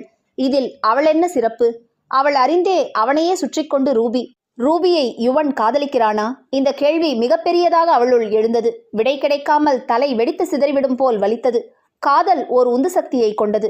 எதையும் அசைத்து பார்க்கிற ஆற்றல் அதனிடம் இருக்கிறது. இந்த காதல் இல்லாவிட்டால் வாழ்க்கையில் சுவாரஸ்யம் ஏது? யுவனுக்கு அவளை பற்றின நினைப்பு இருக்குமா? இங்கே மகதி என்றொரு ஜீவன் இருப்பதையே மறந்திருப்பானா? ஏய் மகி, என்ன பேச்சையே காணும். அதற்குள் கல்யாண கனவா? குலுங்கிச் சிரிக்கும் தந்தையை நேர்பார்வையாக பார்த்தாள் மகதி. அப்பா, வாக்கொன்றும் கொடுத்து விடவில்லை. கல்யாணம் செய்து கொள் என்று என்னை ஃபோர்ஸ் பண்ண மாட்டீங்க தானே? முதலில் அவன் வரட்டும். பார், உனக்கு கண்டிப்பாக பிடிக்கும். பிடிக்கவில்லை என்றால் கல்யாணம் பண்ணிட்டு வாழ போறது நீ. உனக்கு பிடிக்காட்டி எதுவும் இல்லை. அதுக்குள்ள ஏன் உன் கண் கலங்குது? பதட்டமானார் தாய். சுதந்திரமாக வளர்க்கப்பட்டவள் நீ. நல்லது கெட்டது உனக்கு தெரியும், புரியும். நீ எது செய்தாலும் அது சரியாக இருக்கும் என்ற நம்பிக்கையும் எங்களுக்கு உண்டு. உனக்கு பிடிக்காதது எதுவும் நடக்காது. சின்ன பிள்ளை மாதிரி கண் கசக்க கூடாது. பகுதி 19. 6 மாத காலம் அமெரிக்காவில் நண்பனாக பல விஷயங்களில் உதவிய காந்தனுக்கு வீட்டில் ஒரு அறை ஒதுக்கப்பட்டது. குறும்பு கூத்தாடும் கண்களுடன் வசீகரமாக இருந்த காந்தன் எப்பொழுதும் மகதியிடம் வம்புக்கு வந்தான். ஒரு நல்ல நண்பனுக்குரிய அத்தனை தகுதிகளும் அவனிடம் இருப்பதாக மகதி உணர்ந்தாள். அதை அவனிடம் சொல்லவும் செய்தாள். Let us start as friends என்று உடனே அவளோடு ஒட்டி பேசினான். சிரிக்க சிரிக்க பேசினான். அவனுக்கு 12 வயசாகும்போது குடும்பம் மொத்தமும் யுஎஸ்க்கு குடிபுகுந்ததாம். தாய், தந்தை, தங்கை, தம்பி என்று எல்லோரும் அங்குதானாம். ஆனால் தமிழ் சுத்தமாக பேசினான். சொந்த பந்தங்கள் நிறைய இந்தியாவில் இருந்தார்கள். தாய் தந்தை தந்த சலுகையில் அவளிடம் நிறைய உரிமை எடுத்துக்கொண்டான். அவன் அம்மா தங்கை யுஎஸ்ஸிலிருந்து தந்திருந்த இந்திய ஆடைகள் அடங்கிய லிஸ்டுடன் மகதியுடன் கடைக்கடையாக ஏறி ஷாப்பிங் செய்தான். லலிதாவும் சில சமயங்களில் அவர்களுடன் சேர்ந்து கொள்வார். அவன் ஊர் திரும்பும் நாளும் நெருங்கியது. ஒரு நாள் இந்திய கைவினைப் பொருட்கள் வாங்க வேண்டும் என்று அவளும் காந்தனும் கிளம்புகையில் லேகாவும் வர அவளும் அவர்களுடன் சேர்ந்து கொண்டாள். இந்திய கைவினைப் பொருட்களுக்கு பெயர் போன பூம்புகார் கடையில் நுழைந்தவுடன் காந்தன் ஒரு புறமாகவும் மகதி லேகாவும் எம்ப்ராய்டரி பகுதிக்குள் நுழைந்தார்கள். ரதிக்கு கூட இங்கே ஆர்டர் பிடித்து தரலாம் போல இருக்கு லேகா. அவள் போடும் எம்ப்ராய்டரியிலும் நல்ல ஃபினிஷிங் இருக்கு, வா விசாரிப்போம் என்று மகதி சொல்ல, நேற்று ரதியை சினிமா தியேட்டரில் பார்த்தேன் மகி. ஹஸ்பண்ட் கூட வந்திருந்தாள். ரொம்ப சந்தோஷமா இருக்கிறாள். பார்க்கும்போது சந்தோஷமாக இருந்தது என்று பேசியபடி நடந்த லேகா திடீரென்று மகதி என்று அவள் கையை பிடித்து இழுத்து தூண்மறைவில் நிறுத்தினாள். என்ன லேகா, என்னாச்சு? என்ன விஷயம்? யாரை கண்டு ஒழுகிறாய்? புருவத்தை சுருக்கியபடி மகதி கேட்க, லேகா பதில் பேசாமல் யாரையோ எக்கி எக்கி பார்ப்பதைக் கண்டு சிரிப்பு வந்தது. யாரடி இப்படி உற்று உற்று பார்க்கிற? உன்னை பார்த்தால் தமாஷா இருக்கு என்று சிரிக்க, அடி மகி, நீ தானே சொன்ன தப்பித்தவறி கூட அவன் கண்ணில் படக்கூடாதென்று. அவனுக்கு பயந்து மதுரை பக்கமே தலை வைத்து படுக்கக்கூடாதுன்னு சொன்னது நீதானே? அந்த அவன் டூப் மாப்பிள்ளை நம்மை கண்டுபிடிக்க சென்னையில்தான் திரியிறான் போல. உதட்டை கடித்தாள் மகதி. இதுவரை உயிர் தோழியான லேகாவிடம் ஒரு விஷயத்தையும் அவள் மறைத்ததில்லை. யுவன் விஷயத்தை, அறிமுகத்தை ஏன் தன்னால் லேகாவிடம் பகிர்ந்து கொள்ள முடியவில்லை என்பது மகதியின் உள்மனதிற்கு தெரியும். சிறுவயதிலிருந்து கூடவே இருக்கும் லேகா யுவன் பற்றி மஹதி பேச ஆரம்பித்த நொடியில் தோழியின் சலனத்தை கண்டு கொள்வாள். பின் அந்த ஒருதலை காதலினால் அவள் பரிதாபத்தையும் தாங்கிக் கொண்டு இருப்பதென்னவா? மஹதிக்கு விருப்பமில்லை. கடைசி வரை மறைத்து விடலாம் என்று எண்ணினால் இன்று வகையாக மாட்டிக்கொள்வாள் போலிருக்கிறதே. கலவரமானாள் மஹதி. லேகா மஹதியின் மாற்றங்களை கவனிக்கவில்லை. அவள் கவனம் முழுவதும் டூப் மாப்பிள்ளையிடம் இருந்தது. யாரோ ஒரு பெண்ணும் அவன் கூட நிற்கிறாள். வேற கல்யாணம் பண்ணிட்டான் போல. இவ்வளவு நாட்கள் வைத்திருப்பானா? எனக்கென்னவோ அவன் கண்டுபிடிப்பான் என்று தெரியவில்லை. வேண்டுமானால் ஒரு முறை அவன் முன்னால் ஒரு நடை போடுவோம். கண்டுபிடித்து விட்டால் ஏதாவது சொல்லி சமாளிக்க நமக்கா தெரியாது? அதுவும் முடியாவிட்டால் வாசல் பக்கமாதான் இருக்கு, விடு ஜூட் தான் என்று கண்களை சிமிட்டியபடி லேகா எக்ஸைட்டாக மஹதி பதட்டமானாள். இல்ல வேண்டாம் லேகா என்று மஹதி சொல்வதை காது கொடுத்து கேட்காமல் மஹதியின் கையை அவள் கையுடன் இறுக கோர்த்து கொண்டு லேகா துருப்பாக முன்னாடி நடக்க யுவன் மஹதியை பார்த்து விட்டான். மஹதியை கண்டதும் அவன் கண்களில் மின்னல் வெட்டியது போன்ற ஏதோ சங்கேத மொழி தோன்றி மறைந்தது. மஹதி என்று அழைத்தபடி அவன் ஒற்றை புருவத்தை அழகாக உயர்த்தியபடி அவளை நோக்கி வர லேகா அதிர்ச்சி அடைந்தாள். மஹி முகம் மட்டும் இல்லை, பெயர் கூட தெரிந்து வைத்திருக்கிறான். சட்டென்று வாசலில் இறங்கி ஆட்டோவில் ஏறி பறந்து விடுவோம். காந்தனை செல்போனில் பேசி நாம் இருக்கிற இடத்திற்கு வரச் சொல்லி சமாளிப்போம். இந்த பீக் அவர் டிராஃபிக்கில் நம்மை ஃபாலோ பண்ண முடியாது என்று லேகா அவசரப்பட்டு நகர முயற்சிக்க இந்த முறை அழுத்தமாக அவள் கையை பற்றி தடுத்து நிறுத்தியது மஹதி. அதற்குள் யுவனும் அவர்கள் அருகில் வந்துவிட அவன் ஹலோவிற்கு பதில் ஹலோ சொல்வது அவள் முறை ஆயிற்று. அவனுடன் வந்திருந்த பெண்ணையும் கூடவே நின்றிருந்த சில வெளிநாட்டு நண்பர்களையும் அவன் அறிமுகப்படுத்த மஹதிக்கு லேகா பிரம்மை பிடித்தது போல் அதிர்ந்து நிற்பது புரிந்தது. தன்னை சமாளித்தபடி என் உயிர் தோழி லேகா என்று தோழியை அறிமுகப்படுத்த அவளை அறிந்து கொண்ட விதமாக அவன் ஒற்றை புருவம் ஏறி இறங்கியது. உதடு சிரிப்பில் துடித்தது. அவனுடன் வந்திருந்த வெளிநாட்டினர் வாங்கிய பொருட்களை பில் போடுவதற்காக பில் கவுண்டர் சென்றுவிட யுவனின் கண்களில் குறும்பு கூத்தாடியது. உங்களுடைய கூட்டுக்கடத்தல் சமாச்சாரத்தில் ஈடுபட்ட மற்ற மூவரை எப்பொழுது அறிமுகப்படுத்தப் போகிறாய் மஹதி? பதிலாக மஹதி அவனிடம் ஏதோ பேச கண்கள் தெரித்துவிடும் போல மஹதியை முறைத்து கொண்டு நின்றாள் லேகா. அதற்குள் காந்தனும் அவர்களை தேடி வந்துவிட அவனையும் யுவனுக்கு அறிமுகப்படுத்தினாள். அமெரிக்காவிலிருந்து வந்திருக்கிறான் என்றதுமே யுவன் புரிந்து போய் புருவம் உயர்த்தி கேள்வியாய் மஹதியை நோக்க பதில் சொல்ல முடியாமல் தலையை கவிழ்த்தாள் மஹதி. யுவன் என்ன நினைக்கிறான் என்று அவளுக்கு புரிந்தது. ஆமாம் என்று சொல்லவும் பிடிக்கவில்லை, இல்லை என்று மறுக்கவும் பிடிக்கவில்லை. அறிமுகப்படுத்தப்பட்ட யுவனும் காந்தனும் சுவாரஸ்யமாக பேச அதிர்ச்சி தெளிந்த லேகா மஹதியை கண்களாலேயே கேள்விகள் கேட்டாள். பதிலொன்றும் சொல்ல முடியாமல் மஹதி அவள் புறம் முகத்தை திருப்பவே இல்லை. முடிவில் மஹதி, காதம்பரி உன்னிடம் கொடுக்கச் சொல்லி ஒரு பார்சல் கொடுத்தாள். மாலை 5 மணிக்கு போன முறை மாதிரி காஃபி டேயில் மீட் பண்ணலாமா? சரியாக 5 மணி என்று சொல்லி விடைபெற்று வந்திருந்த வெளிநாட்டவருடன் கிளம்பிவிட்டான். போன முறை ஹீராம்பரி கொடுத்த பார்சலையே வாங்கி கொள்ளவில்லை. எத்தனை ஆசையாய் அவர்கள் இவளுக்காக வாங்கி கொடுத்து விடுகிறார்கள். அவர்களிடம் பழகியது சில மணி நேரங்கள் தான், அதிலேயே எத்தனை பிரியம். அது என்ன போன முறை மாதிரி? இது மாதிரி எத்தனை வாட்டி அவனை மீட் பண்ணியிருக்க? இன்னும் என்னவெல்லாம் நடந்தது? இன்னும் எதையெல்லாம் என்கிட்ட இருந்து மறைச்சிருக்க? அவன் விட்டால் உன்னை கண்களாலேயே விழுங்கி விடுவதைப் போல் பார்க்கிறான். Mahathi, tell me what is happening? காந்தனுக்கு கேட்காமல் மஹதியின் காதில் கேள்விகளை மூச்சு விடாமல் லேகா கேட்க பதிலொன்றும் பேசாமல் மஹதி குறிப்பாக காந்தனை பார்க்க லேகா மௌனமானாள். பகுதி 20. வீட்டின் தனியறையில் மஹதியிடம் ஒன்றுவிடாமல் விஷயத்தை வாங்கிய லேகா பிரமித்துத்தான் போனாள். இத்தனை விஷயங்கள் நடந்திருக்கிறது. இதில் நீ என்னிடமிருந்து மறைப்பதற்கு அதுதான் ஏன் என்று புரியவில்லை என்று லேகா புருவத்தை உயர்த்த அவளின் கேள்விக்கு மஹதியின் சிவந்த கன்னங்கள் பதில் தர லேகா அதிர்ந்தாள். மாலை யுவனை பார்க்க என்று அவள் வீட்டிலிருந்து காஃபி டே ரெஸ்டாரண்டிற்கு கிளம்பும்போது காந்தனும் மஹதி என்று அழைத்தபடி வந்தான். Are you going out? உனக்கு தெரியுமில்ல, tomorrow I am leaving to America. அதற்கு முன் உன்னிடம் பேச வேண்டும். That will keep me energetic for some time. அவனிடம் நேரிடையாக மறுப்பு சொல்லிவிட்டாள் என்றாலும் சுற்றி சுற்றி அவளை திருமணம் செய்வதிலேயே நின்றான். 2 பேருமா வெளியே போயிட்டு வாங்களேன். தாயின் அனுமதியில் தேங்க்யூ ஆண்டி என்று சந்தோஷமாக கத்தியபடி அவன் காரை எடுத்தான். உதட்டை கடித்தபடி ஸ்கூட்டியை ஓரமாக நிறுத்திவிட்டு அவனுடன் காரில் ஏறி அமர்ந்தாள். இவனிடம் என்ன சொல்ல என்று மனசு வேகமாக வேலை செய்தது. ஒரு ஃப்ரெண்டை பார்க்க வேண்டியதும் தட் சேஃப். பூம்புகார் கடையில் பார்த்தோமே அவர்தானே? உன்னை கூட காஃபி ஷாப் வரச் சொன்னாரே. Nice, very smart and intelligent. நானும் ஒரு ஹலோ சொல்லுகிறேன். யுவனிடம் தனிமையில் என்று பேசுவதற்குத்தான் பர்சனலான விஷயங்கள் அவளிடம் இருக்கிறதா என்ன? அதனால் காந்தன் கூட வருவதொன்றும் பெரிய விஷயமில்லையே. மனசு சொன்னாலும் இருந்தாலும் மஹதியையும் காந்தனையும் சேர்ந்தார் போல கண்டதும் யுவனின் புருவங்கள் ஏறி இறங்கியது.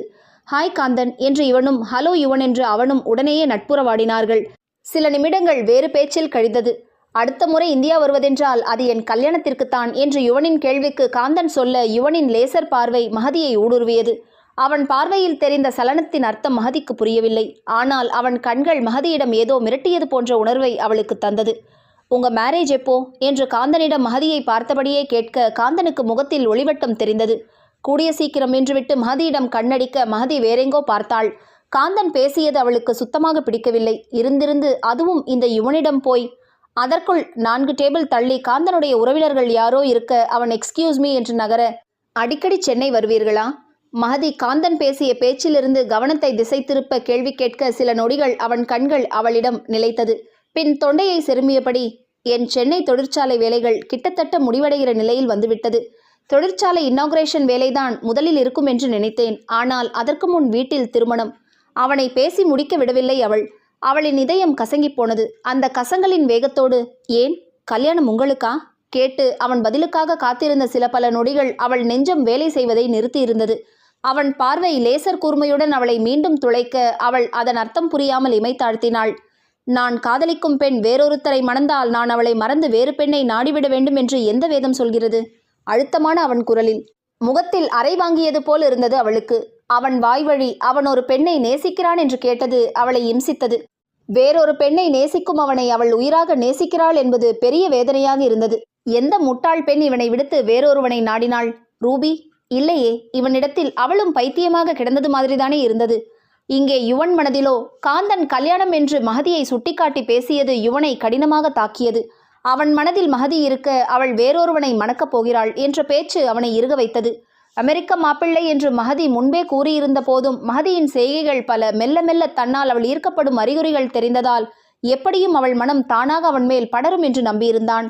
அவள் மனதில் என்ன இருக்கிறது என்று அறியாமல் அவன் மனதை திறந்து காட்டுவது அவனின் ஆண்மைக்கு அவமானம். அவன் ஒருவன் அவள் வாழ்க்கையில் இருக்கிறான் என்பதை நினைவூட்டவே அடிக்கடி இந்த சந்திப்புகளை நிகழ்த்தி கொண்டிருக்கிறான். சதுரங்கத்தில் காய்களை நகர்த்தி ஆட்சியை கைப்பற்றுவது போல மெல்ல அவள் மனதை முற்றுகையிட அவன் ஒவ்வொரு கட்டத்தையும் யோசித்து வைத்தான். அவன் தோற்று விடுவானா? பகுதி 21. நாட்கள் பல உருண்டோடியது. ஒரு நாள் எதிர்பாராத விருந்தாளியாக வந்தவர்கள் யுவனின் தாயார் துர்காவும் காதம்பரியும். நீ வீட்டில் இருக்கிறாயா மகதி? இன்னும் அரை மணி நேரத்தில் உன் வீட்டில் இருப்போம் என்று போனில் காதம்பரி பேசியதிலிருந்து ஆவலோடு அவர்களை எதிர்பார்த்து காத்திருந்தாள். வாங்க என்று முகம் முழுக்க புன்னகையோடு வரவேற்று தன் பெற்றோரையும் அறிமுகம் செய்து வைத்தாள். ஹீராம்பரிக்கு திருமணம் நிச்சயமாகி இருக்கிறதாம். திருமண அழைப்பை எடுத்து வந்திருந்தார்கள். ஒரு பெரிய வெள்ளித்தட்டில் தாய்க்கும் அவளுக்கும் பட்டுப்புடவை, தந்தைக்கு பட்டு வேஷ்டி சட்டை, பூ பழம் வைத்து பத்திரிகை கொடுத்தார்கள். திருமணத்திற்கு ஒரு வாரம் முன்பே வரவேண்டும் என்று குடும்பம் முழுமைக்கும் அழைப்பு விடுத்தார்கள். அன்று யுவனும் ஹீராம்பரியின் திருமணத்தை பற்றித்தான் பேசியிருப்பான் போல. இவள்தான் முந்திரிக்கொட்டை போல் ஏதேதோ கேட்டு வாங்கி கட்டிக்கொண்டாள். அன்று தொலைந்தது அவள் நிம்மதி. துர்கா பெற்றோருடன் பேசிக்கொண்டிருக்க காதம்பரிக்கு வீடு முழுவதும் சுற்றி காட்டினாள். அவளுடன் பேசியபடி வேண்டிய விவரங்களையும் அறிந்து கொண்டாள். முக்கியமாக ரூபி. அவளுக்கும் திருமண ஏற்பாடுகள் நடந்து கொண்டிருக்கின்றனவாம். ஏதோ வெளிநாட்டு பையனாம். காதல் திருமணம் முழுக்க முழுக்க யுவனின் முனைப்பால் நடக்கிறதாம். யுவன் கிடைக்க மாட்டான் என்று தெரிந்தவுடன் அவளும் வேறு பக்கம் மனதை மாற்றிவிட்டாள் என்று நினைக்கிறேன். ஆனால் கொஞ்ச நாட்கள் அவள் அண்ணனை படுத்திய பாட்டில் எங்கே அண்ணன் ரூபியின் மேல் காதல் என்று விடுவானோ என்று எப்படி பயந்தோம் தெரியுமா?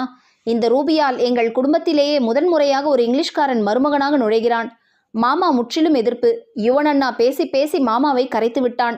ரூபியை அவன் காதலித்திருந்தால் காதம்பரி சொல்வதை பார்த்தால் அவன் காதல் ஈடேறுவதற்கு தடை ஒன்றும் இருப்பதாக அவளுக்கு தோன்றவில்லை.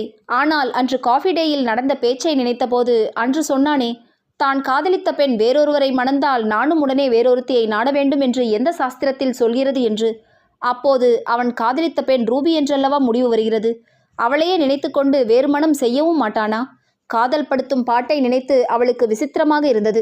பகுதி 22. திருமண வைபவம் கொண்டாட்டம் பெருமளவு வட இந்திய பாணியில் நடைபெற்றது. ஒரு வாரமும் திருவிழா கோலம்தான். குடும்பத்தின் நெருங்கிய உறவினர்கள் மட்டுமே அழைக்கப்பட்டிருந்தனர். யுவன் அவசர வேலை நிமித்தமாக வெளிநாடு போயிருப்பதாகவும் திருமணத்திற்கு 2 நாட்கள் முன்னதாக வருவான் என்றும் இவளுக்கு செய்தி கிடைத்தது. மெஹந்தி ஃபங்க்ஷன் ஒன்றும் நடத்தினார்கள். கல்யாண பெண்ணிற்கு கையில் மருதாணியிடும் விழா. பாட்டும் நடனமுமாக வீடே களை கட்டியிருந்தது. ஹீராம்பரிக்கு மட்டுமில்லாமல் வீட்டு பெண்களுக்கும் மெஹந்தி இட்டார்கள். கடல் நீல வண்ணத்தில் காக்ரா சோழியும் சமிக்கைகளால் டிசைன் செய்யப்பட்ட நீண்ட ஸ்கர்ட்டுமாக மகதியும் ஒரு பாட்டிற்கு ஹீராம்பரியும் சேர்ந்து நடனமாடினாள். ஒரே கைத்தட்டும் விசிலும் பறந்தது. அழகான காதல் பாட்டிற்கு நடனமாடிய ரூபியின் இந்தி பட பாட்டும் ஆட்டமும் மிக நளினமாக இருந்தது. கல்யாணமான ஆகாத என்ற வித்தியாசமின்றி ஒரே ஆட்டம் பாட்டம்தான். இடையிடையே ஹீராம்பரியை இளவட்டங்கள் கிண்டல் செய்து உண்டு இல்லை என்றாக்கினார்கள். மறுநாள் காலை உணவு சாப்பிடுவதற்காக டைனிங் அறையில் நுழைகையில் யுவன் இருந்தான். அவளை கண்டதும் அவன் கண்களில் ஆராய்தல் இருந்தது. ஒற்றை புருவம் வில்லாக வளைந்தது. அவள் அமர நாற்காலியை கண்களால் சைகை காட்டினான். ஒவ்வொருவரும் ரெடியாக டைனிங் டேபிள் வந்து சாப்பிட்டு விட்டு நகர்ந்து விடுவார்கள். அவள் இங்கு இருந்த 4 நாட்களும் இப்படித்தான் சென்றது. அம்மா அப்பா வரவில்லையா என்று தலைமுடியை கோதியபடி அவன் கேட்ட தோரணை அவளுக்கு பிடித்திருந்தது. அவன் செய்வது எதுதான் அவளுக்கு பிடிக்கவில்லை? காதம்பரியும் ஹீராவும் சேர்ந்து நுழைய, பின்னாலேயே அவனின் அத்தைகள் பிள்ளைகள் என்று நுழைய, கொஞ்ச நேரம் பேச்சு சிரிப்பு என்று சுவாரஸ்யமாக கழிந்தது. மகதி யுவனின் பார்வை ஒருவர் அறியாமல் மற்றவரை பார்ப்பதிலேயே இருந்தது. மகதிக்கு ஒரு விஷயம் மட்டும் சரியாகவே புரியவில்லை. அவள் எப்படி இந்த வீட்டாரை கவர்ந்தாள்? சத்தியமாக புரியவில்லை. சின்ன சின்ன விஷயங்களுக்கும் மகதி மகதி என்று அவளை கூப்பிட்டு கொண்டே இருந்தார்கள். ஹீராம்பரிக்கு ஹேர் ஸ்டைலில் மாற்றினாலும் நன்றாயிருக்கிறதா என்று மகதி வந்து சொல்லட்டும் என்று அழைத்தார்கள். யார் வந்தாலும் அவள் வீட்டில் ஒருத்தியாக அறிமுகப்படுத்தப்பட்டாள். சின்ன சின்ன கல்யாண சடங்கிலும் அவளையும் ஈடுபடுத்தினார்கள். மணப்பெண்ணுக்கு நலுங்கு சுற்று வைபவத்திலும் முதலில் அவளைத்தான் செய்யச் சொன்னார்கள். இயல்பிலேயே எல்லாவற்றிலும் முதல் ஆளாக எதையும் எடுத்துச் செய்யும் மகதி கல்யாண வீட்டில் நடந்த ஏற்பாடுகளில் சின்ன சின்ன மாற்றங்களை ஆர்கனைசரிடம் சொல்லவே எல்லோருக்கும் முக்கியமானவளாக ஆனாள். யுவன் வேறு அவன் பங்கிற்கு, மகதி, கல்யாண வீட்டில் கவனப்பிசகாக இந்த பெட்டி தொலைந்து போகும், மிக முக்கியமான பெட்டி, உன்னிடம் பத்திரமாக வைத்திரு என்று சொல்லிவிட்டு போனான். பெட்டியோடு வரும்பொழுது அவள் எதிர்பட்டதால் அவசரத்தில் கொடுத்துவிட்டு போய்விட்டானா? அவன் வீடு, இதில் அவன் அறையில் பூட்டி வைக்காமல் ஏன் என்னிடம் கொடுக்கிறான்? எங்கேயோ இடித்தது அவளுக்கு. அவன் நகர்ந்தவுடன் தானே மூளையே வேலை செய்து கேள்வி கேட்கிறது. கல்யாணத்திற்கு முதல் நாள் துர்காவும் காதம்பரியும் ஹீராம்பரி முகூர்த்தத்திற்கு அணிவதற்கான நகைகளை எடுத்து வைத்து கொண்டிருக்க அறைக்குள் எட்டி பார்த்த மகதியையும் அவர்களுடன் சேர்த்து அவளிடமும் அபிப்பிராயம் கேட்டார்கள். குந்தன் செட் போடலாமா, டைமண்ட் போடலாமா மகதி? கல்யாணத்திற்கு டைமண்ட் செட் நல்லா இருக்கும் என்று அவள் அபிப்பிராயம் சொல்ல மறுபேச்சின்றி அவள் சொன்னது போல எடுத்து வைத்தார்கள். அப்பொழுது மகதி திடீரென்று நினைத்தார் போல, அக்கா, நீங்கள் எனக்கென்று ஒரு முறை யுவனிடம் ஏதோ பார்சல் கொடுத்திருந்தீர்களே, சென்னையில் வாங்க மறந்துவிட்டேன். யார் என்ன கொடுத்திருந்தீர்கள் என்று ஆசையாக கேட்க, என்னது, நானா? பார்சலா? யுவன் சொன்னானா? சொல்லி பிறகு கொடுக்கவில்லையா? கதை கேட்டாள் காதம்பரி. வா என்று காஃபி ஷாப்புக்கு கூப்பிட்டார். போனேன். பேசியபடி காஃபி சாப்பிட்டு கிளம்பியதில் மறந்துட்டேன். அடடா என்று துர்காவும் காதம்பரியும் சேர்ந்து சொல்லி ஒரு சேர சிரிக்க, அப்புறம் வேறு என்ன சொன்னான்? துர்காவின் கண்களில் குறும்பில் நட்சத்திரங்கள் மின்னியது. அதை கவனிக்காமல், அதுக்கு முன்னாலும் அப்படித்தான், ஹீராம்பரி கொடுத்த பார்சலை வாங்க காஃபி டேக்கு. காதம்பரியின் கேலியான சிரிப்பு மகதிக்கு அப்பொழுதுதான் உரைத்தது. நாங்க இதுவரை ஒன்றுமே கொடுத்து விடவில்லையே. உன்னை பார்த்து பேச ஏதாவது சாக்கு சொல்லியிருப்பானா இருக்கும். அதற்கு எங்க தலையே அண்ணன் உருட்டினான். காதம்பரி சொல்ல உதட்டை கடித்தாள் மகதி. எதற்கும் எப்பொழுதும் காதம்பரி தொடக்கத்திலிருந்தே முடிச்சு போடுவது அவளுக்கு புரிந்தது. அதற்குள் யுவன் வர காதம்பரி அவனிடம், ஏன் அண்ணா, மகதி ஏதேதோ கேட்கிறாப்புல, எங்களுக்கு புரியவே இல்லை. ஏதோ பார்சலாம், காஃபி டேயாம் என்று கண்களில் சிரிப்புடன் இழுக்க உதட்டை கடித்தான் யுவன். இந்த சிஐடி வேலையெல்லாம் பிறகு பார்க்கலாம் என்று காதம்பரியிடம் சொல்லிவிட்டு, கீழே மாப்பிள்ளை வீட்டிலிருந்து வந்திருக்கிறாங்களம்மா, அதை கவனிக்காமல் இவள் சொல்வதை நம்பிக்கொண்டு என்ன அரட்டை? கண்களால் சிரித்த வண்ணம் பேச்சில் அழுத்தம் கொடுத்து பேசிவிட்டு நகர்ந்தான் அவன். மூச்சடைத்தது மகதிக்கு. தனிமையில் தன் அறையில் அமர்ந்து யோசித்தவளுக்கு நினைவுகள் எங்கெங்கோ பறந்தன. அவனுக்கும் அவள் மேல் ஆசை இருக்குமா? இருந்தால். ஆனால் இவர்கள் பார்சல் ஒன்றுமே கொடுத்தனுப்பாமல் யுவன் ஏன் பொய் சொல்ல வேண்டும்? அதுவும் இருமுறை. மனசுக்குள் கற்பனை கோட்டை பிரம்மாண்டமாக எழும்பியது. அதில் அவனும் அவளும் மட்டும். பகுதி 23. ஆனால் மறுநாள் மாலை துர்கா யுவனின் முறைப்பெண் என்று ஒரு அழகிய பெண்ணை அறிமுகப்படுத்தி வைக்க அவளின் கற்பனை கோட்டை எழும்பிய வேகத்தில் சரிந்தது. அந்த பெண் கீர்த்தி. யுவனத்தான் என்று அவன் பின்னாலேயே ஓட மகதி மெல்ல ஒதுங்கத் தொடங்கினாள். கீர்த்தியை கண்டது முதல் அவள் வாழ்வில் இதுவரை உணர்ந்தறியாத பொறாமை உணர்ச்சி அவளை பாடாய்படுத்த யுவன் இருக்கும் இடத்தை முற்றிலும் தவிர்த்தாள். ஒருமுறை அப்படியும் யுவன் அந்த பெண் கீர்த்தியிடம் பேசியது, சிரித்தது எல்லாம் கேட்டது. கல்யாணத்திற்கு பிறகு இந்த கதையெல்லாம் இல்லை என்று யுவன் சொல்லிச் சிரிக்க, போங்களத்தான் என்று அவள் முகம் சினுங்கிச் சிவக்க கண்கள் கரித்தது அவளுக்கு. உடனே சென்னை பறந்து சென்றுவிட எண்ணம் மேலிட்டது. மாலை அந்தாக்ஷரி விளையாட்டு. குடும்பத்தினர் ஆண்களும் பெண்களுமாக இரு பிரிவாக பிரிந்து உற்சாகமாக கல்யாண பெண்ணை கலாட்டா செய்து கொண்டிருந்தார்கள். திடீரென்று மகதியின் இதயம் படபடவென்று இயங்கியது. அவளின் கண்களும் உதடுகளும் துடித்தன. காரணம் யுவன். வெண்பட்டு குர்தா பைஜாமாவில் மகதியின் பிரிவுக்கு எதிராக வந்து அமர்ந்தான். ஹீராம்பரியிடமும் அவள் சிநேகிதிகளுடனும் ஏதோ பேசிச் சிரித்தான். அதற்குள் ரூபி அவனை கண்டு கன்னத்தில் முகம் பதித்து கொஞ்சி பேசியபடி அவன் இருந்த அணியில் சேர்ந்து கொண்டாள். அவன் மறுபக்கத்தில் சிவந்த முகத்துடன் கீர்த்தி. இவன் என்ன ஆயர்பாடி கண்ணனா? சுற்றிலும் எத்தனை பெண்கள்! மகதியின் நெஞ்சம் சுருங்கியது. கடைசியில் அணியின் தலைமையில் இந்த பக்கம் யுவன், அந்த பக்கம் மகதி, காதம்பரி, ஷியாம் என்று கொஞ்சம் இளவட்டங்கள். என் பக்கத்திற்கு ஆட்கள் பத்தாது என்று கூறி சிவந்து போய் யுவனை ஒட்டியபடி நின்ற கீர்த்தியை தங்கள் பக்கம் இழுத்தாள் மகதி. இது என்ன? என்னதான் கட்டிக்கொள்ளப் போகிறவன் என்றாலும் இத்தனை பேர் எதிரில் ஒட்டிக்கொண்டு நிற்பது பார்ப்பதற்கு நன்றாகவா இருக்கிறது என்று பொறாமை கொண்ட மனம் செயலாற்றியது. விளையாட்டை தொடங்கும் முன் எல்லோரும் யுவனை ஒரு முழு பாட்டு பாடி ஆரம்பிக்கச் சொன்னார்கள். மஹதி விழிவிரிய பார்க்க பக்கத்தில் இருந்த ஹீராம்பரி, அண்ணன் மிக அருமையாக பாடுவான், பாடினால் கேட்டுக்கொண்டே இருக்கலாம் போலிருக்கும் என்று பெருமையாக சொல்ல, எல்லோர் விருப்பத்திற்கிணங்க அவன் பாடிய கனாக்கண்டேன் பாட்டில் உருகிப்போனாள் மஹதி. அவன் பாடிய பொழுது முழு கவனமும் அவள் மேலோ என்று எண்ணும்படியாக அவன் பார்வை அவளையே சுற்ற மஹதிக்கு நெஞ்சு துடித்தது. அருகே அமர்ந்திருந்த கீர்த்தியை கண்டதும் தான் உணர்வே வந்தது அவளுக்கு. கடவுளே, அவன் பார்வை கீர்த்தியின் மேல். கண்களை கரித்தது அவளுக்கு.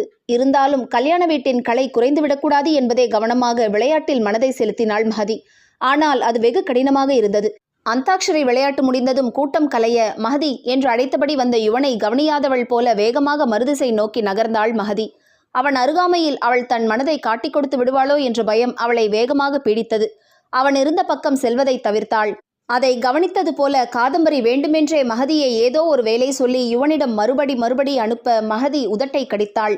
கடைசியில், முக்கியமான விருந்தாளி மஹதி, நீயும் யுவனுடன் போய் வாசல் வரை அவரை வழியனுப்பிவிட்டு வா என்று அனுப்ப தன் விதியை நொந்தபடி மஹதி அவனுடன் செல்ல எதேச்சையாக அவள் தோளோடு அவன் தோள் உரச ஹை வோல்டேஜ் கரண்ட் உடம்பெல்லாம் ஊடுருவியது போல உணர்ச்சி அவளை வியாபிக்க விருட்டென விலகினாள்.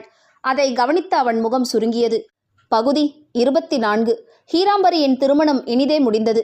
மஹதியின் பெற்றோரும் முகூர்த்தத்திற்கு சரியாக வந்துவிட்டார்கள்.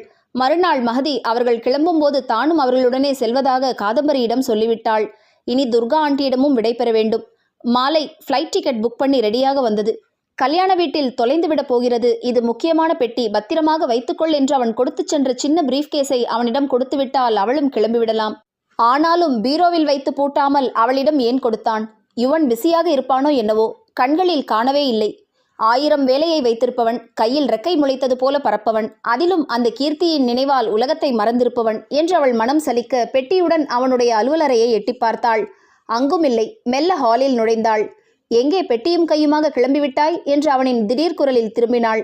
அவளுக்கு பின்னாலேயே வந்தானா? உங்கள் பெட்டி மறந்துவிட்டீர்களா? உங்களைத்தான் தேடினேன். ஓ கொடு என்று கையை நீட்டினான். மஹதியின் உள்ளம் சரிவர புரியாமல் கல்யாணம் முடிந்ததும் அவனிடம் சொல்லாமல் கொள்ளாமல் போய்விடுவாளோ என்று உள்ளூரத் தோன்றிய சந்தேகத்தால் தானே பெட்டியை அவளிடம் கொடுத்து வைத்திருந்தான். எப்படியும் பொறுப்பை ஒப்படைக்க தனிமையில் அவள் சந்திப்பாளே. பெட்டி கைமாறுகையில் இருவர் விரல்களும் சுவாதீனமாக உரச மஹதிக்குள் தான் ஷாக்கடித்தது போல அதிர்வலைகள் உடலுக்குள் பரவலாயின. அவளின் சலனத்தை உணர்ந்தது போல் அவன் கண்கள் இடுங்கியது. இருவர் கண்களும் ஒரு வினாடி தாங்கி நின்றன. தொண்டையை கனைத்தபடி பார்வையை பிரித்தவனும் அவன்தான். என்னோட பெயிண்டிங் பார்க்கணும்னு கேட்டியே, வா என்று அவளை அழைத்தபடி அறைகள் பல தாண்டி கடைசியாக இருந்த அறைக்குள் அவளை அழைத்துச் சென்றான். அவன் பின்னாடியே தொடர்ந்தாள் அவள். இதோ இது என்னுடைய ஃபர்ஸ்ட் சார்கோல் பெயிண்டிங் என்று அவன் அறையின் வாசலிலேயே முதலாவதாக மாட்டியிருந்த பெயிண்டிங் முன்னே சட்டென்று நிற்க, அறையின் உள்ளே போகிறான் என்ற நினைப்பில் தொடர்ந்த மஹதி அவன் சட்டென்று நிற்க அவனை மோதி உரசியபடி நின்றாள். மீண்டும் ஷாக்கடித்தது போல் அவளுள் அதிர்வலைகள் பரவ வேகமாக ஒரு அடி பின்வைத்து நகர சட்டென்று அவளின் மணிக்கட்டை பிடித்தான் அவன். கண்கள் சிப்பியாய் விரிந்தது மஹதிக்கு. என்ன என்று அவன் பிடியிலிருந்து கைகளை விடுவித்துக் கொள்ள முயற்சி பண்ணியபடி கேட்ட மஹதியின் நெஞ்சம் படபடவென்று அடித்துக் கொண்டது. என்னை என்ன பெண் பித்தன் என்று நினைத்தாயா? நானும் பார்த்து கொண்டுதான் இருக்கிறேன். என்னை கண்டு ஒளிந்து கொள்வதும், சுண்டு விரல் பட்டால் கூட ஏதோ நான் உன்னை ரேப் செய்து விடப் போவது போல விரைத்துக் கொள்வதும். எதிர்பாராத அவனின் சாடலில் மஹதிக்கு மூளை மரத்து போய் வேலை நிறுத்தம் செய்தது. இவளை கவனித்துக் கொண்டேதான் இருக்கிறானா? உனக்கு அந்த அளவு நம்பிக்கை இருந்தால் இங்கே உன்னை யாரும் அழைக்கவில்லை, நீ போகலாம். சொன்னவனின் உதடு அழுத்தமாக இறுகி கிடந்தது. அவள் கையை விட்டால் ஏன் நிற்கப் போகிறாள்? பறந்து விடுவாளே. குறிப்பாக அவளின் கண்கள் விடு என் கையை என்பது போல் அவனுடைய கையை பார்க்க அவன் கண்கள் அவளை அங்குலம் அங்குலமாக துளைத்தது. விடுவிப்பதற்கு பதிலாக சட்டென்று அவள் கையை சுண்டி இழுத்தான். அவன் மேல் மொத்தமாக விழுந்தாள். விருட்டென விலகிய அவளை அவனுடைய பலமான கரங்கள் இறுக அணைத்தன. முதலில் அதிர்ந்து திமிரிய மஹதியின் உடலும் நெகிழத் தொடங்க மஹதி கலங்கி போனாள். ப்ளீஸ் விடுங்கள் என்று அவள் சொன்ன வார்த்தைகள் யுவனின் காதை கூட எட்டாத அளவிற்கு மெல்லியதாக இருந்தது. மஹதியின் நெகிழ்ச்சியை உணர்ந்தவனின் கைகளும் உதடுகளும் எல்லைகள் மீற, அண்ணா என்றபடி காதம்பரி வந்து நின்றாள். வெளியுலகம் மறந்து அணைப்பில் இருந்தவர்கள் இருவரும் வேக வேகமாக நகர, இருவரின் எக்குத்தப்பான நிலையைக் கண்டு காதம்பரியின் உதடு சிரிப்பில் விரிய, கண்களில் குறும்பு கூத்தாடியது. எப்பவுமே நான் பூஜை வேளை கரடிதான், சாரி என்று ஓடியே விட்டாள். மஹதியின் முகம் ரத்தமென சிவந்து போயிற்று. என்ன காரியம் செய்துவிட்டாள்? இவளால் இதற்கு என்ன விளக்கம் அளிக்க முடியும்? அவன் அணைப்பிற்கு ஒரு சின்ன எதிர்ப்பு கூட அவள் தெரிவிக்கவில்லையே. அவளை என்னவென்று நினைப்பான்? இதை எல்லாவற்றையும் விட காதம்பரி பேசியதன் பொருள் புரிந்து முகம் சூடாயிற்று. இதை வேறு சமாளித்தாக வேண்டுமே. மனத்தில் ஆழமாக பதிந்துவிட்ட உணர்ச்சிகளை அடிப்படையாக கொண்டு சில சம்பவங்கள் ஞாபகத்திற்கு வருவதுண்டு. மனக்கிடங்கிலிருந்து அவ்வப்போது தலை காட்டுவதும் உண்டு. முன்பு இதேபோல சம்பவத்திற்கு அவன் அளித்த விளக்கங்கள் அவளுக்கு மறக்குமா? அடிக்கடி அதை நினைவுபடுத்திக் கொண்டுதானே தன்னையே அடக்கி வைத்திருக்கிறாள். சீக்கிரம் சீக்கிரம் காதம்பரியிடம் சொல்லுங்கள், விஷயம் அவர்கள் நினைப்பது மாதிரி ஒன்றும் இல்லை என்று. வேறு ஏதேனும் அர்த்தம் பண்ணிக்கொள்ளப் போகிறார்கள். சீக்கிரம். அவன் முகம் நிமிர்ந்து பார்க்காமல் மறுபுறம் கண்களை ஓட்டியபடி அவள் அவசரப்பட, என்னவென்று சொல்லச் சொல்கிறாய்? நொடியில் முகமிருக சீறினான் அவன். அதாவது ஏற்கனவே அவர்கள் கண்டதையும் நினைத்து கனவு கண்டு கொண்டிருக்கிறார்கள். நீங்கள் திருமணம் புரிய நினைப்பது நானில்லை என்று தெளிவாக சொல்லிவிடுங்கள். இல்லையென்றால் பெரும் பிரச்சனையாகிவிடும். அவள் பேச பேச அவன் தாடை இறுகியது. யாருக்கு பிரச்சனையாகும் என்கிறாய்? இந்த பிரச்சனை வெளித்தெரிந்தால் அது உன் காதலை பாதித்து விடுமோ? உன் ஆருயிர் அமெரிக்க காதலன் உன்னை சந்தேகப்படுவான் என்று பயமாக இருக்கிறதா? கடித்த பற்களினூடே வார்த்தைகளை வீசினான் அவன். அவனின் பார்வையில் அவள் நெஞ்சமெல்லாம் காந்தியது. அவனுடைய காதலை பாதுகாக்க அவள் பேசினால் இவன் என்ன பேசுகிறான்? எனக்கு அவனின் முறைப்பெண் விஷயம் தெரியாதென்று நினைக்கிறானா? அவளை திருமணம் புரிவதாக பேசிய பேச்சு அவளுக்கு புரியவில்லை என்று நினைக்கிறானா? எதற்காக இரட்டை வேடம்? அதை தெளிவாக்கும் முயற்சியில், எனக்கில்லை பிரச்சனை, பிரச்சனை உங்களுக்குத்தான். இந்த பிரச்சனையால் உங்களை கீர்த்தி சந்தேகப்படுவாள். சீக்கிரம் காதம்பரியிடம் விளக்கவில்லை என்றால் விஷயம் கண் காது மூக்கு வைத்து பரவிவிடும். உங்களை காப்பாற்ற எண்ணினால் என்மேல் என்ன பழி? உன் விஷயம் எனக்கு தெரியும் என்கிற மாதிரி மூச்சிறைக்க அவள் வெகு வேகமாக மனசில் கனன்று கொண்டு அவளை தின்ற விஷயங்களை சொல்ல, அதுவரை கொலைவெறி தாண்டவமாடிய அவனின் முகத்தில் சொல்ல முடியாத நிம்மதி மெல்ல மெல்ல பரவ அவனின் ஒற்றை புருவம் மிக வசீகரமாக உயர்ந்தது. எனக்கெந்த பிரச்சனையும் வரப்போவதில்லை. நீ சொல்வதை பார்த்தால் உனக்கும் பிரச்சனை இல்லை என்று எனக்கு தோன்றுவதால் என்று பேசியவனை அவன் பேசும் மொழி புரியாதவள் போல கண்களை இமைக்கொட்டாது பார்த்தாள் அவள். அவன் இதழ் மிக வசீகரமாக விரிந்தது. உனக்கும் பிரச்சனை இல்லை, எனக்கும் பிரச்சனை இல்லை. அதனால் சொல்லிவிட்டு போகட்டும். என்ன உளறல் இது? என்ன சொல்கிறான்? அர்த்தம் புரிந்துதான் பேசுகிறானா? அவளுக்கு புரிந்தும் புரியாமலுமாய் இது எப்படி சாத்தியம்? அவள் கண்களில் குழப்பத்தை கண்டவனின் முகம் சிரிப்பில் மலர்ந்தது. ஓரெட்டு வைத்து அவள் புறமாக நகர்ந்து கைகளால் அவளின் சிவந்த முகத்தை ஏந்த, புரிந்தும் புரியாமல் இருந்த கேள்விகள் எக்கச்சக்கமாக மனசை வியாபிக்க, அவன் அண்மை வேறு தலையை கிறுகிறுக்க வைக்க, எனக்கு போகணும் என்று பந்தய குதிரை வேகத்தில் ஓடிய நெஞ்சத்தோடு முணுமுணுப்பான வார்த்தைகளுடன் வேகமாக அவன் பிடியிலிருந்து நகர்ந்து வெளியே ஓடிவிட்டாள் மகதி. பகுதி 25. அறைக்குள் புயலை போல நுழைந்தவளுக்கு ஒன்றுமே யோசிக்க முடியவில்லை. காரணம் காதம்பரி அவளுடன் கூடவே நுழைந்தபடி. ஐ எம் சோ ஹாப்பி என்றாள். நீங்கள் நினைப்பது போலில்லை. மெல்லியதாக வாய்விட்டு மகதி சொல்ல சிரித்தாள் காதம்பரி. அண்ணன் இன்னும் உங்களிடம் சொல்லவில்லையா? அந்த பேச்சு தொடங்கும் முன்பே வா என்று ராகம் போட்டு பேசி மீண்டும் காதம்பரி சிரிக்க மகதியின் கண்ணங்கள் செம்மையுற்றன. ஹீரா கல்யாணம் முடிஞ்சவுடன் உன்னிடம் சொல்லிடுறேன்னு ப்ராமிஸ் பண்ணது அண்ணன் தான்.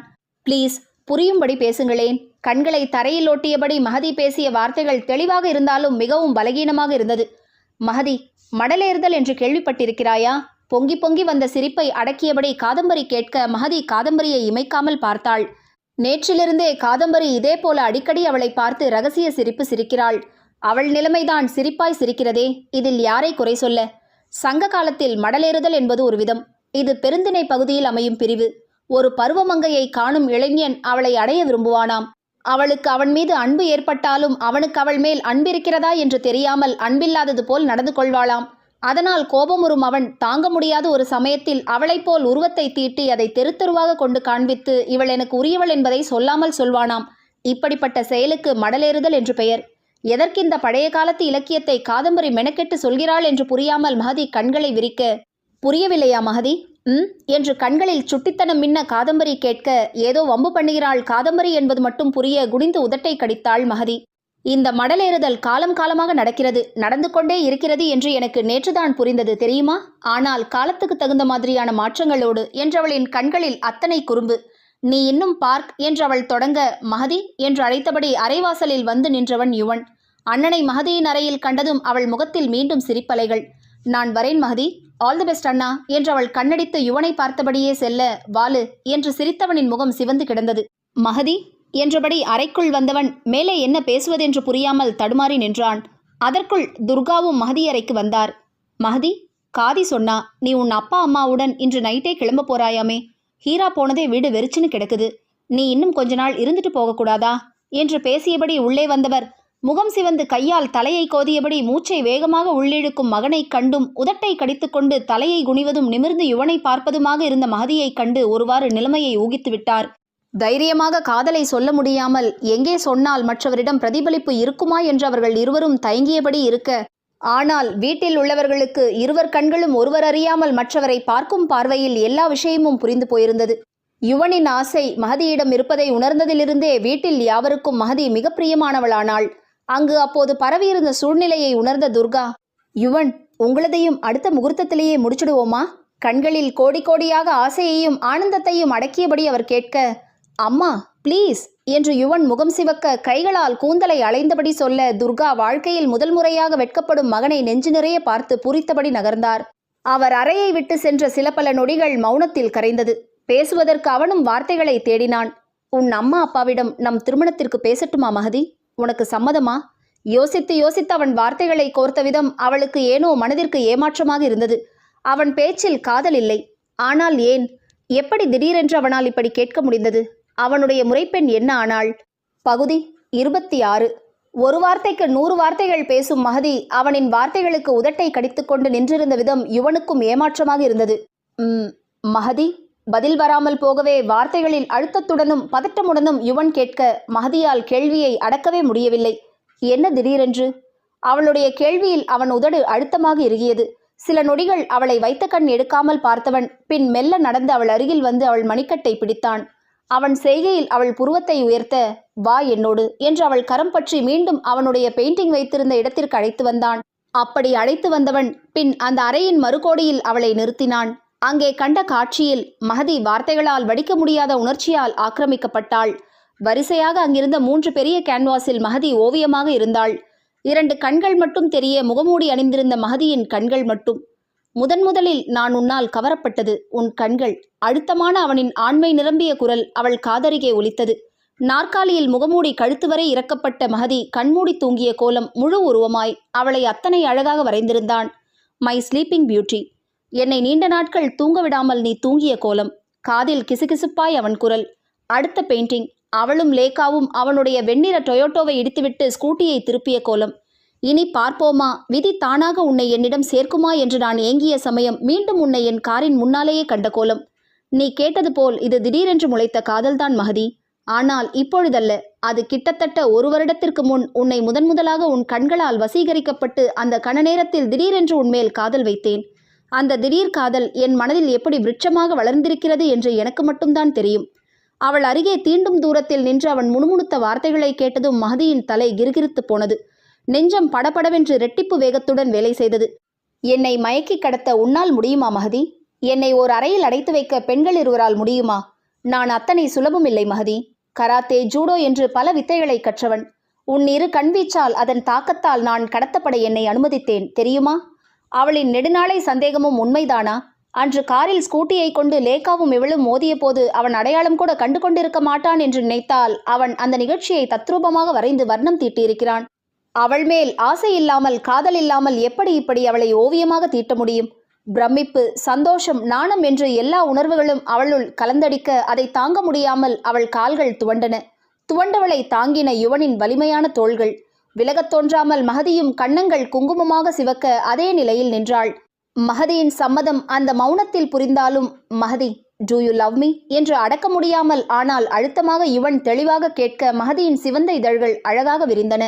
S Yuvan, yes, I love you so much என்று நீட்டியபடி மகதி சொல்ல அவனுடைய கரங்கள் அவன் தோளில் சாய்ந்திருந்த மகதியை மெல்ல திருப்பியது. அவளின் சிவந்த முகத்தை கைகளில் ஏந்தினான். கண்களில் ஆர்வம் ஜொலிக்க, நிஜம் என்று அவள் கண்களிலிருந்து பார்வையை விலக்காமல் கேட்க அவன் பார்வையின் தீட்சண்யத்தை தாங்க முடியாமல் படபடத்த நெஞ்சத்தோடு பார்வையை தழைத்தபடி ஆமாம் என்று சொல்ல யுவனின் உதடுகள் காதலோடு அவளின் உதடுகளை சிறைப்பிடித்தன. விலகவே தோன்றாமல் இருவரும் நின்றார்கள். அங்கே மன்மதனும் ரதியும் மாறி மாறி தங்களின் பானத்தை சந்தோஷமாக வீசிக்கொண்டிருந்தார்கள். ஒரு கட்டத்தில் மகதியை விலகத் தோன்றாமல் விலகினான் யுவன். இந்த சமயத்தில் வழக்கம் போல காதம்பரி என்றியே எதிர்பார்க்கலாம். அதனால என்னிடமிருந்து தப்பித்தாய் மகதி என்று அவன் ஒற்றை புருவம் வசீகரமாக ஏற உல்லாசமாக மகதியையே பார்த்தபடி பேச மகதி உச்சி முதல் அடிவரை செக்கச் செவேல் என்று சிவந்து போனாள். ஒரு பெருமூச்சோடு அவளையே பார்த்து யுவனின் கண்கள் கனிந்தன.